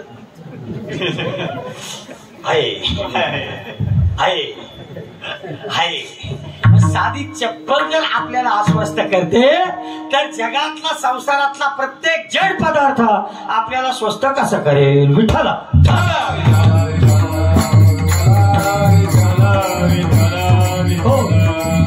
आणि देव आपल्याला अस्वस्थ, देव आपल्याला स्वस्थ करतो महाराज. देवाच्या जवळ गेलो ना, विश्वास असतो महाराज की तो आपल्याला तारेल. कशावरून? रामायणामधला प्रसंग आहे. रामायणामध्ये लक्ष्मणाचा बाण लागला आणि लक्ष्मण मूर्छित पडला, बेशुद्ध पडला लक्ष्मण. आणि पुरोहितांनी सांगितलं की तुम्ही संजीवन विद्या आणल्याशिवाय लक्ष्मण जिवंत होणार नाही. आता भगवान प्रभू रामचंद्रांनी लक्ष्मणाला त्याचं डोकं मांडीवर ठेवलं आणि हनुमानाला पाठवलं. कशाला? संजीवन समाधी, या संजीवन बुटी आणायला. आता हनुमान जायला निघाला तर लोक त्याचं मनोबल वाढवत होते. मग त्याला प्रत्येक जण काही ना काहीतरी भेट देत होता, प्रत्येक जण काही ना काहीतरी भेट देत होता. आणि लक्ष्मणाची पत्नी सुमित्रा हनुमानाच्या कानात येऊन सांगते, काय हनुमाना, हे सफरचंद घे, तू खा आणि माझ्या नवऱ्याला संजीवन बुटी घेऊन ये. हनुमान म्हटला, आई काय द्यायचं ते लवकर दे, मला वेळ झाला तर तुझा नवरा डायरेक्ट ढगात जाईल. कोण बोलला? हनुमान. हनुमान बोलला की मला वेळ होतो, मी जर लवकर पोहोचलो नाही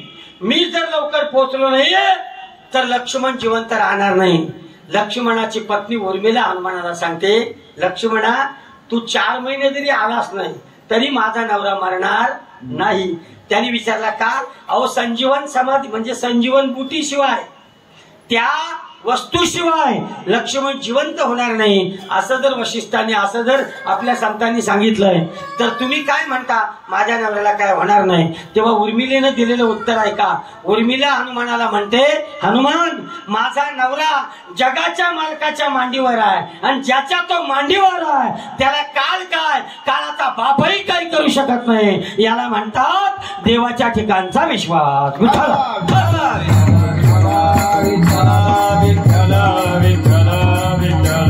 हो येते माईके दुःखाची जनिते नाही आधी अंते अवसानी. का दुःख देणारी आहे? नाही आधी अंती. आधी म्हणजे अगोदर ती नव्हती. आधी नाही, आधी अंती अवसानी म्हणजे ती अगोदर नव्हती, आता असतील याची खात्री नाही आणि उद्या राहतील याची गॅरंटी नाही. विठ्ठला हो. आता मला एक गोष्ट सांगा, या जगातला कुठला पदार्थ, या जगातली कुठली व्यक्ती तुम्हाला तिन्ही काळामध्ये साथ देते? नाही. ती काल होती माहित नाही. समजा आता हे दोघ जण मित्र आहेत, ते काल होते मैत्री त्यांना माहिती, काल म्हणजे अगोदरच्या जन्मात माहित नाही. आता त्यांची मैत्री आहे, राहील याची खात्री नाही. समजा इलेक्शनच्या पाकिट आला आणि पाकिट कोणत्याकडे आला? महेश दादाकडे आला, 51,000 1,00,000 रुपये, आणि त्यांनी अनिलला सांगितलंच नाही. यांची दोस्ती टिकल का? अनिल बोल मला तो का सांगितला नाही? तू माझा दोस्त आहेस, तुम्हाला का सांगितलाच नाही? तू एकट्यानेच पैसे खाल्ला, चाल आजपासून तुझा थोबाड भागणार नाही. खरी गोष्ट कोणी गोष्ट लगेच भांडण होणार. याचा अर्थ असा आहे, 2 मित्रांमध्ये एखादी घटना घडली तर ते 2 मित्र आजही मित्र राहतील याची खात्री नाही, उद्या असतील याची गॅरंटी नाही, आणि पुढच्या जन्मात अगोदरच्या जन्मात ते होते हेही तुम्हाला सांगता येत नाही. म्हणून नाही आधी अंती अवसानी. ते आज काल होते खात्री नाही, आज आहेत गॅरंटी नाही, आणि उद्या असतील आपल्याला माहिती नाही. म्हणजे वर्तमान काळ, भूतकाळ आणि भविष्य काळात या जगातली कुठलीही गोष्ट आपल्या बरोबर तिन्ही काळात सारखी नसते. या जगातली एकच गोष्ट आपल्या जगात तिन्ही काळात सारखी असते, त्याचं नाव आहे देव. कारण देव, वस्तू, काल आणि भेद हा अपरिच्छिन्न आहे. विठ्ठला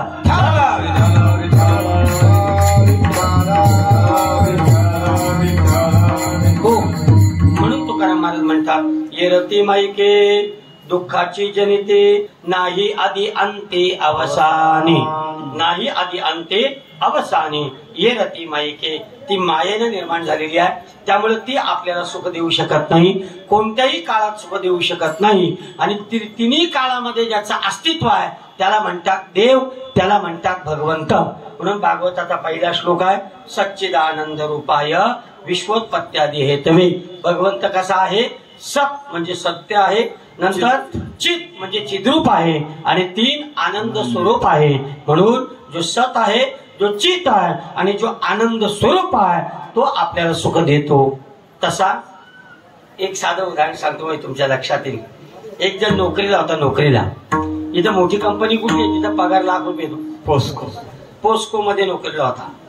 तो म्हणायचा गावातल्या लोकांना, ही गावातले लोक बावलेट आहे, याला काही कळत नाही. तो कीर्तनाला येत नव्हता, तो प्रवचनाला येत नव्हता, तो सप्त्याला येत नव्हता.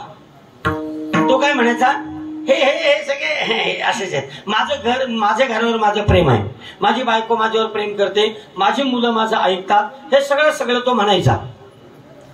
एक दिवस त्याच्या गावात रामदेव बाबा आले. रामदेव बाबा आले गावात. रामदेव बाबांनी पाहिलं त्याला फार अहंकार आहे, त्याला फार काय अहंकार आहे. तो म्हणतो बाकीच्यांना मी मानित नाही, माझं घर माझ्यावर प्रेम करतं बस. त्या बाबांनी विचार केला याला अहंकार झालाय, याचा अहंकार उतरवला पाहिजे. मग रामदेव बाबा त्याला म्हटला, तू माझ्या 15 दिवस माझ्या आश्रमामध्ये ये, मी तुला एक योगा शिकवतो.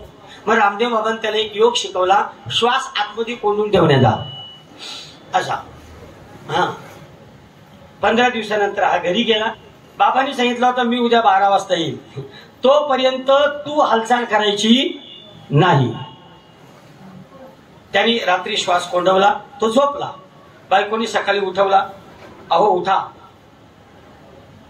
त्यांनी श्वास कोंडून ठेवला होता, कारण बाबांनी सांगितलं होता तुला सत्य जाणायचं आहे ना, तुझ्यावर कोण प्रेम करतो. मग आता एक काम कर, मी सांगतो श्वास कोंडून ठेवू. त्यांनी श्वास कोंडून ठेवला. बायकोला वाटला ग्रामपंचायत उलातली बुवा. लगेच तिने बांगड्या फोडल्या, कपाळाचा कुंकू पुसला, लगेच रडायला सुरुवात केली. ती रडली तशी गावातली आली, लगेच चादर अंगावर टाकली, पुंडलिकावर देव हरी विठ्ठल. एक जण फोन करायला गेला, एक जण जाळा आणायला गेला, तिसरा कफन आणायला गेला, चौथा बांबू तोडला गेला. हे सगळं झालं आणि सगळेजण रडायला लागले. आता तो काही मेलेला नव्हता, त्यांनी काय केला होता, श्वास रोखून धरला होता. घरच्यांना वाटला या गेला बुवा.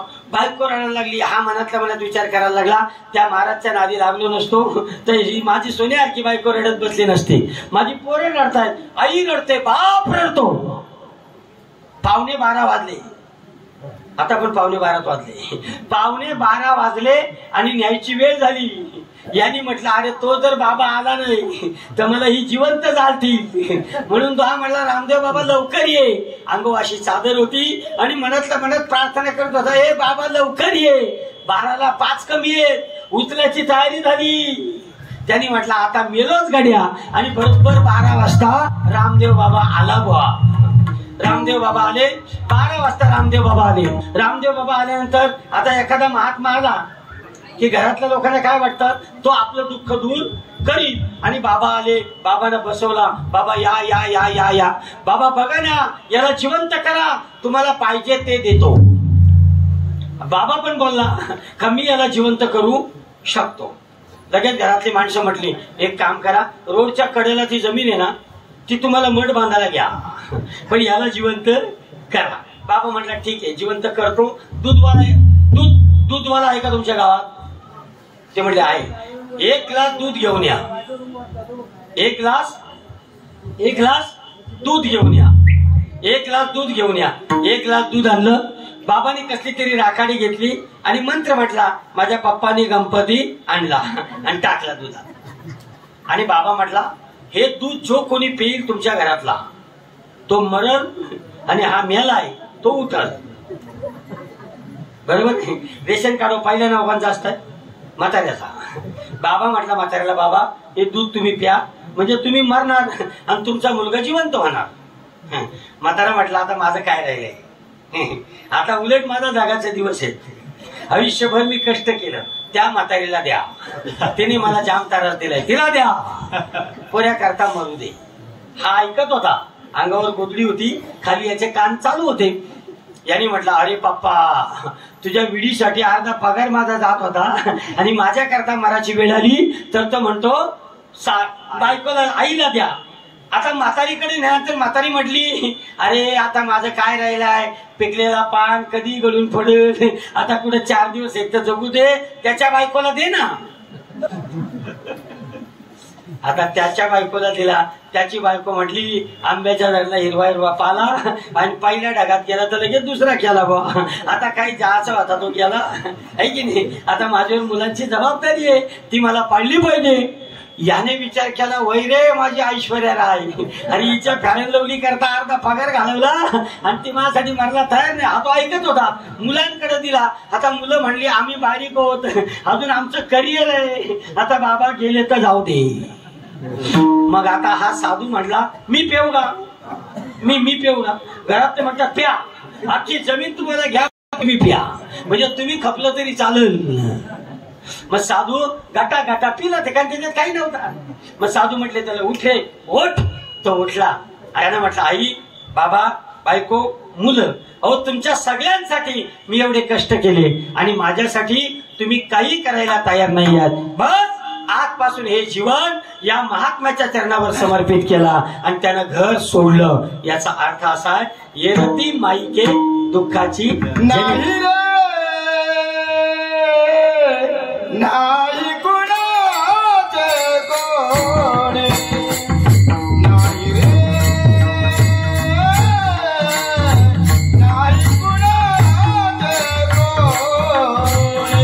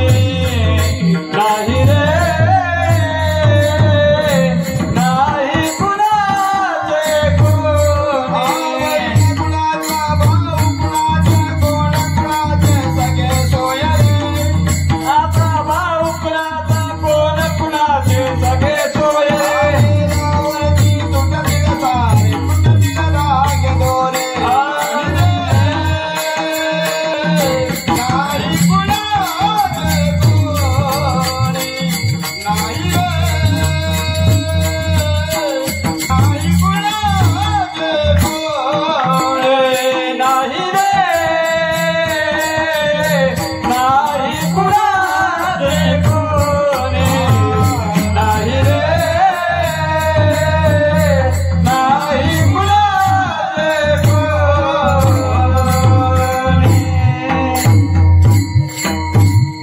कोणीही कोणाचं नसतं ही वस्तुस्थिती आपण स्वीकारली पाहिजे. म्हणून तुकाराम महाराज म्हणतात नाही रे किंवा येरती माईके दुःखाची जनती नाही आधी अंते अवेना अवसानी. ती कालही नव्हती, ती आजही नाही आणि ती उद्याही आपल्या सोबत असणार नाही. तुम्ही अनेक उदाहरणं तुम्हाला पाहायला मिळतील. श्रीमद भागवतामध्ये गजेंद्राचा पाय नकराने धरला. गजेंद्र म्हणजे हत्ती आणि त्याचा पाय मगरीने धरला. आता त्या गजेंद्राने सगळ्यांना हाक मारली, सगळ्यांना, पत्नीला हाक मारली, मित्रांना हाक मारली, गावकऱ्यांना हाक मारली. सगळेजण तळ्याकाठपर्यंत आले आणि कोणीही तळ्यामध्ये उडी टाकली नाही. शेवटी गजेंद्राच्या असं लक्षात आला, देवाशिवाय मला या जगात कोणी सोडू शकत नाही. तुका म्हणे तुझं सोड बिना कोणी एका चक्रा पाणी वाचून या. म्हणून गजेंद्राने असं फुल घेतलं आणि करुणेनं त्या परमात्म्याला हाक मारली, देवा आता तुझ्याशिवाय मला या संसार सागरातून कोणी सोडवू शकत नाही. भगवंतानी फुलाचा स्वीकार केला आणि गजेंद्राला मोक्ष दिला. याला म्हणतात जीवनाचं सत्य. विठ्ठल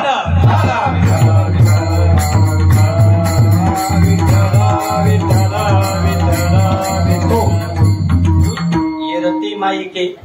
माईक या शब्दाचा अर्थ आहे, माईक म्हणजे काय?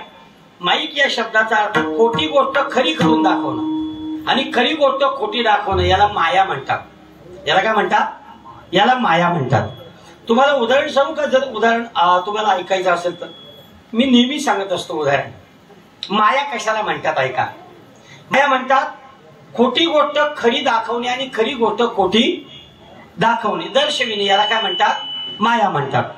उदाहरणार्थ एक रिटायर झालेला म्हातारा होता. त्यांनी त्याच्या नातवाला जत्रेला फिरायला नेला. जत्रेला फिरायल्यानंतर त्या जत्रेमध्ये बरेचशा अशा गोष्टी होत्या. त्या नातूने लाकडाचा साप घेतला. लाकडाचा साप असतो नाही का, तो घेतला. बाबा हा साप चांगला आहे आणि तो असा साप बरोबर खरा दिसत होता. साप, तुमच्याकडे सापाला सापच बोलतात ना?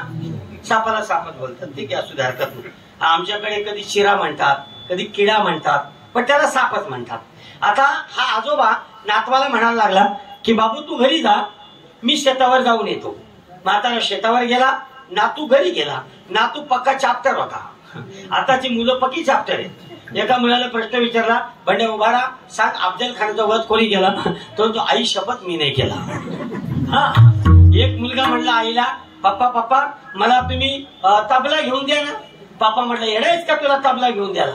नको, तू आम्हाला सगळ्यांना त्रास देशील. त्या पोरगा म्हणला नाही नाही, सगळी झोपली ना मग वाजवायला बसेल.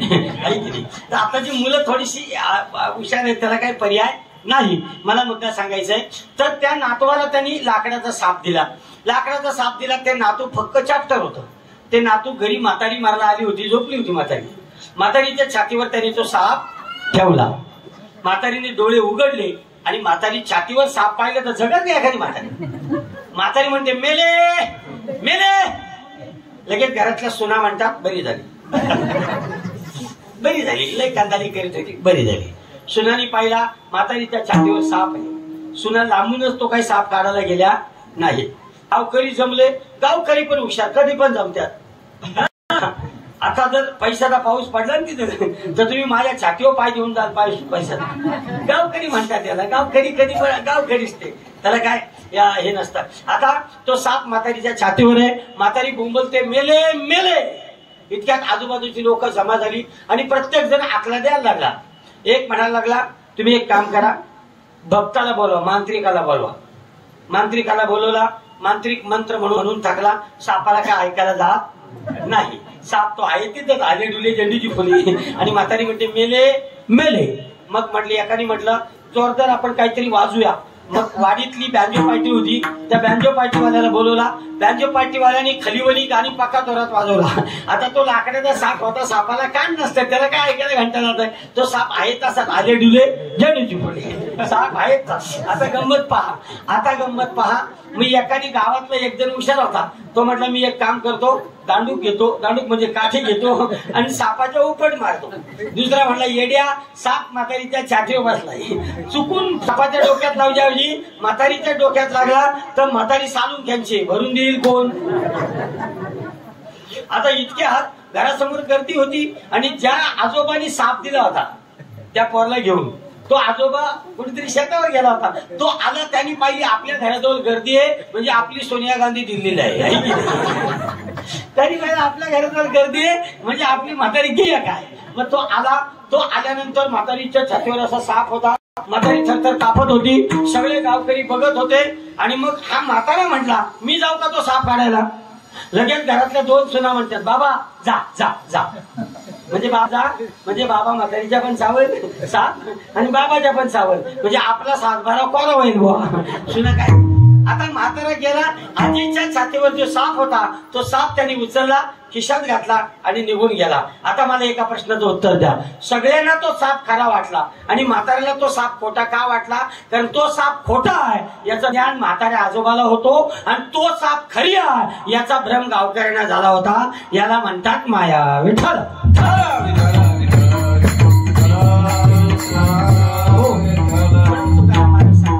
येरती माईके दुःखाची जनती नाही आधी अंती अवस्थाने. मग तुकाराम महाराज आम्ही काय केलं पाहिजे. तुकाराम महाराज सांगतात त्या देवाला तुम्ही आपलं केलं पाहिजे. मग तुकाराम महाराज आम्ही त्या देवाला आपलं का केलं पाहिजे.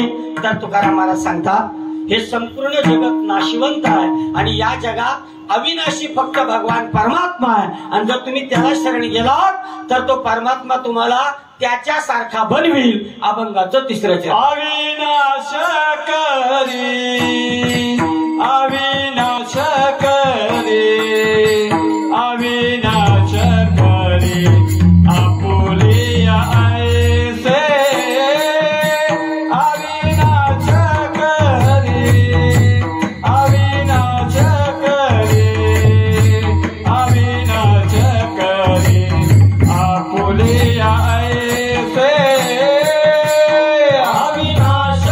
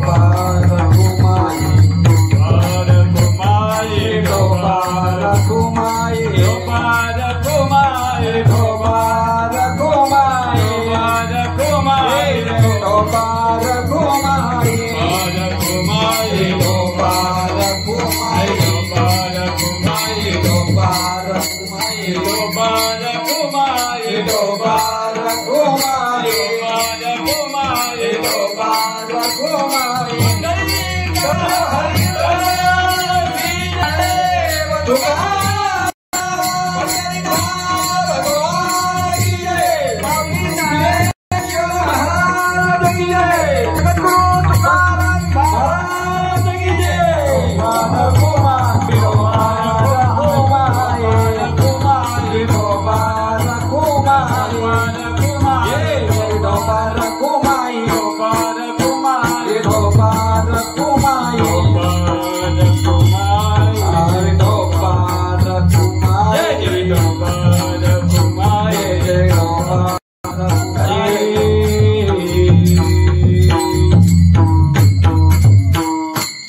तिसरं चरण आहे. अविनाश करी आपुलिया ऐसे लावी मना पिसे गोविंदाचे. तुकाराम महाराज म्हणतात तो परमात्मा तुम्हाला अविनाशी करेल, म्हणजे आपल्याला काय करेल? अविनाशी. आता आपण काय आहोत? नाशिवंत आहोत. आपण नाशिवंत का आहोत? कारण आपला निश्वासेन विश्वास कदा न वृद्धत भविष्यती. निश्वासेन विश्वास, शंकराचार्य म्हणतात आपला श्वास कधी थांबेल याची खात्री आहे का? याचा अर्थ आपण नाशिवंत आहोत. आपल्याला 6 प्रकारचा नाश आहे. स्वभावनाश, आश्रयनाश, परतानाश, संबंधाच्या नाशाने संबंधीचा नाश, कार्याच्या नाशाने कार्याचा नाश, अशा प्रकारचा आपल्याला नाश आहे. स्वभावनाश म्हणजे स्वभावतात नाश होणे. आश्रयनाश म्हणजे एखाद्या वस्तूचा आश्रय घेऊन आपला नाश घेणं. परतानाश म्हणजे कोणीतरी डोक्यात काहीतरी मारणं आणि आपला नाश होणं. संबंधाच्या नाशाने संबंधीचा नाश म्हणजे आपण एखाद्याच्या संबंधामध्ये आलो आणि आपला घात झाला, याला संबंधीच्या नाशाने संबंधीचा नाश म्हणतात. नंतर अवयवीच्या नाशाने अवयवीचा नाश. 5वा नाश आहे अवयव एखादा निकामी झाला की आपला नाश होतो. आणि 6वा नाश आहे कारणाच्या नाशाने कार्याचा नाश. म्हणजे आपल्या आतमध्ये आत्मा आहे म्हणून आपलं शरीर चालतं. आत्मा हे आपल्या शरीराचं कारण आहे. आत्मा निघून गेला की आपलं शरीर मरल्याशिवाय राहणार नाही. पण हा 6 प्रकारचा नाश हा आपल्याला आहे, भगवंताला नाही. हा या संसाराला आहे, देवाला नाही. म्हणून अविनाश करी आपुली ऐसे लावी मना पिसे गोविंदाचे. आणि शेवटी तुकाराम महाराज म्हणतात की जर असं तुम्ही केलं तर तुम्ही अविनाशी व्हाल, तुम्ही देवाचे व्हाल. आणि देवाचे झाल्यानंतर तुम्ही या जगात जरी नसला तरी तुमची कीर्ती राहील. अभंगाचं शेवटचं चरण. तुका म्हणे का मरण तुका म्हणे का मरण तुका म्हणे का मरणे तुका म्हणे का मरणे उत्तम कीर्ती मागे उत्तम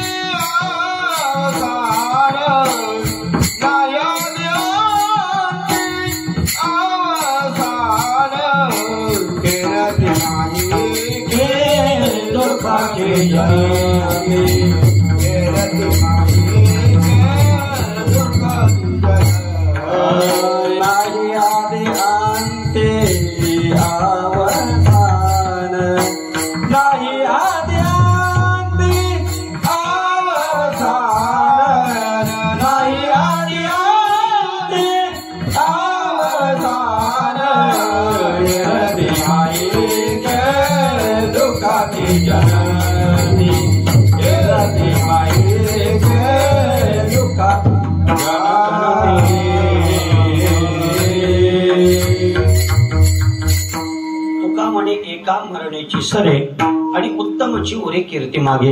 तो एकदाच मरतो पण मेल्यानंतर तो उत्तमची उरे कीर्ती मागे, जगामध्ये त्याची कीर्ती उरते. असं म्हणतात, सत्कर्माच्या दिव्य फुलांनी देव पूजिला अनंत ज्यांची जीवन यात्रा कधी न सरे मरणाने. तो मेल्यानंतर त्याची यात्रा सरत नाही, तो कीर्ती रूपाने समाजामध्ये राहतो.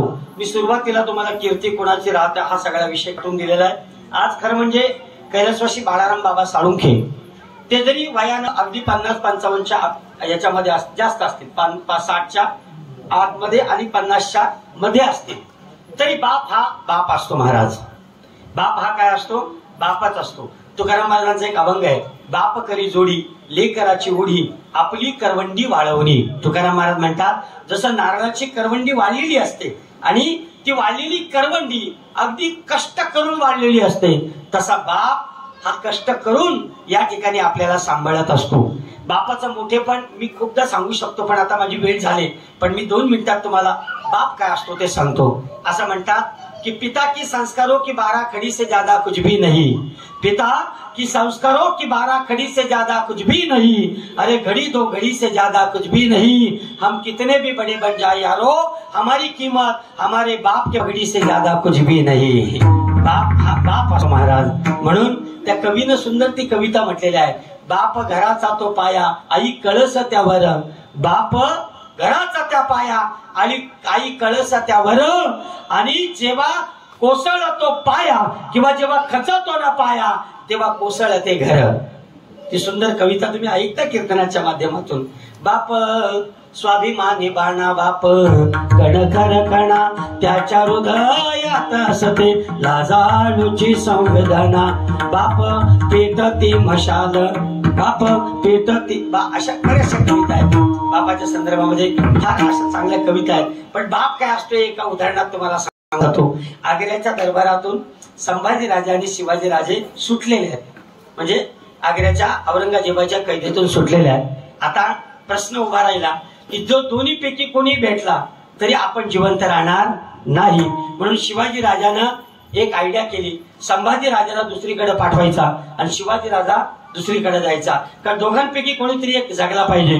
आणि म्हणून संभाजी राजा आणि शिवाजी राजाने 2 रस्ते स्वीकारले. संभाजी राजानं मथुरेत पाठवायचा आणि छत्रपती शिवाजी राजानं चोर वाटेने रायगडावर यायचं. आणि मग त्यावेळी संभाजी राजा आणि शिवाजी राजा एकमेकाला भेटतात. छोटासा संभाजी राजा 10-11 वर्षाचा आणि शिवाजी राजा दोघे जण एकमेकाला भेटतात आणि छत्रपती शिवाजी राजा कचकचून मिठी मारतो आपल्या तानुल्या लेकराला आणि शिवाजी राजाच्या डोळ्यातील अश्रू संभाजी राजाच्या गालावर पडतात आणि संभाजी राजे म्हणतात, आबासाहेब तुम्हीच म्हणताना आम्हाला रडू नका, आबासाहेब तुम्हीच म्हणताना आम्हाला रडू नका आणि मी स्वतः रडता. एवढासा संभाजी राजा छत्रपती शिवाजी राजाला सांगतो, आबासाहेब तुम्हीच म्हणता आम्हाला रडू नका आणि तुम्ही स्वतः रडता. तेव्हा शिवाजी राजे उत्तर देतात, संभाजी राजे शिवाजी राजे उत्तर देतात, संभाजी राजे हा जो रडतो ना, हा रडतो हा महाराष्ट्राचा छत्रपती शिवाजी राजा नाही, हा रडतो एक बाप रडतो आणि बापाला काळजी लेकराची असते, याला बाप म्हणतात. असा बाप या घरातून निघून गेला आणि आमच्या महेश दादाला तो बाप पोरका करून गेला. कधीतरी त्याने महेश दादाच्या पाठीवर थाप मारली असेल, त्याला लढ म्हटलं असेल, कधीतरी त्याचा हात पकडला असेल आणि घाबरू नकोस, जोपर्यंत मी स्वाभिमानानं या घरामध्ये जिवंत आहे तोपर्यंत तुझ्या केसालाही धक्का लागणार नाही असं सांगणारा बाप आज त्याच्या उंबऱ्यात नाही. महाराज बाप हा बाप असतो. खरं तुम्हाला सांगू, बाप हा बापच असतो. तुम्हाला अशा 1000 उदाहरणं सांगता येईल बापाची. काय असतो बाप हो, काय असतो बाप? बाप हा बाप असतो. त्यामुळे आज त्या महेशदादाच्या घरातला तो बाप निघून गेलेला आहे आणि त्यांच्या उत्तर कार्याला तुम्ही सगळेजण जमलेले आहेत. खरं म्हणजे पूर्ण परिवारच खरं म्हणजे नंदाई बाळाराम साळुंखे त्यांची पत्नी आणि सौमाई बाळाराम साळुंखे त्यांची मुलगी आहे. महेश बाळाराम साळुंखे हा मुलगा आहे आणि दुसरा मुलगा जयेश साळुंखे. जयेश छोटा आहे की महेशपेक्षा मोठा आहे? महेशपेक्षा छोटा आहे. महेश दादा आणि जयेश दादा यांचा करता हरता पिता देवाघरी निघून गेलाय. भगवान परमात्मा त्याला शांती प्रदान करो याच्याकरता आम्ही देवाच्या चरणी प्रार्थना करतो. जयेश दादा आणि महेश दादा, खरं म्हणजे बाप हा बाप असतो. आम्ही नेहमी उदाहरण सांगतो की शिवाजी राजांचा एक मावळा आहे आणि त्याचं नाव आहे, तो एका लढाईमध्ये मेला, रामजी पांगेराम. आणि शिवाजी राजाला बाप त्या दिवशी कळाला. बरं, बाप त्या दिवशी कळाला. रामजी पांगेराम मरण पावला. शिवाजी राजा त्याच्या घरी गेला. तेव्हा रामजी पांगेराचा बाप शिवाजी राजाला सांगलाय, राजे माझ्या कुशीला एकच लेकरू काय, अशी 1000 लेकरं जरी जन्माला घातली असती तरी मी स्वराज्यासाठी तुमच्या चरणी कुर्बान केली असती. त्या दिवशी शिवाजी राजाला कळला की बाप हा किती महान असतो. म्हणून आज या घरातला महान असलेला बाप देवाघरी निघून गेला. महेश दादाच्या वडिलांना, जयेश दादाच्या वडिलांना, नंदाताईच्या वडिलांना चिरशांती प्रदान हो अशी देवाच्या चरणी आपण प्रार्थना करूया. त्यांच्याकरता 1 मिनिटाचं भजन करून कीर्तन रूपी सेवा बरोबर 10 ते 12 या टोक्याला संपूया. सगळ्यांनी टाळी वाजवा आणि भजन करा. तुकाराम तुकाराम तुकाराम तुकाराम तुकाराम तुकाराम तुकाराम तुकाराम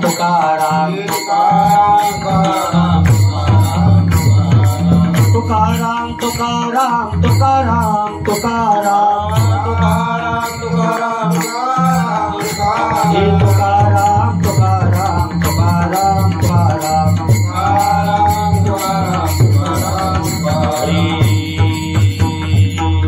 या कीर्तनासाठी हरिभक्त पारायण नाव काय?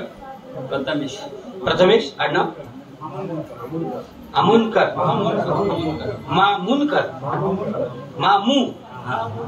महामुनकर, लय लांबलं तर काढणार आहे. प्रथमेश महामुनकर उत्कृष्ट त्यांनी मृदुंग वाजवला, त्याबद्दल धन्यवाद. आमचे गायनाचे आधी हरिभक्त पारायण महेश राजवडे, महेश महाराज राजीवडे, आदरणीय प्रकाश महाराज सुतार. मी आलो होतो आपल्याकडे कीर्तनाला, धन्यवाद. त्याच्यानंतर ज्ञानेश्वर महाराज साळुंखे, पोल महाराज, माझ्या मागचे सगळे नरेंद्र मोदी आणि शरद पवार साहेब आहे की नाही. त्याच्यानंतर ही सगळी मंडळी.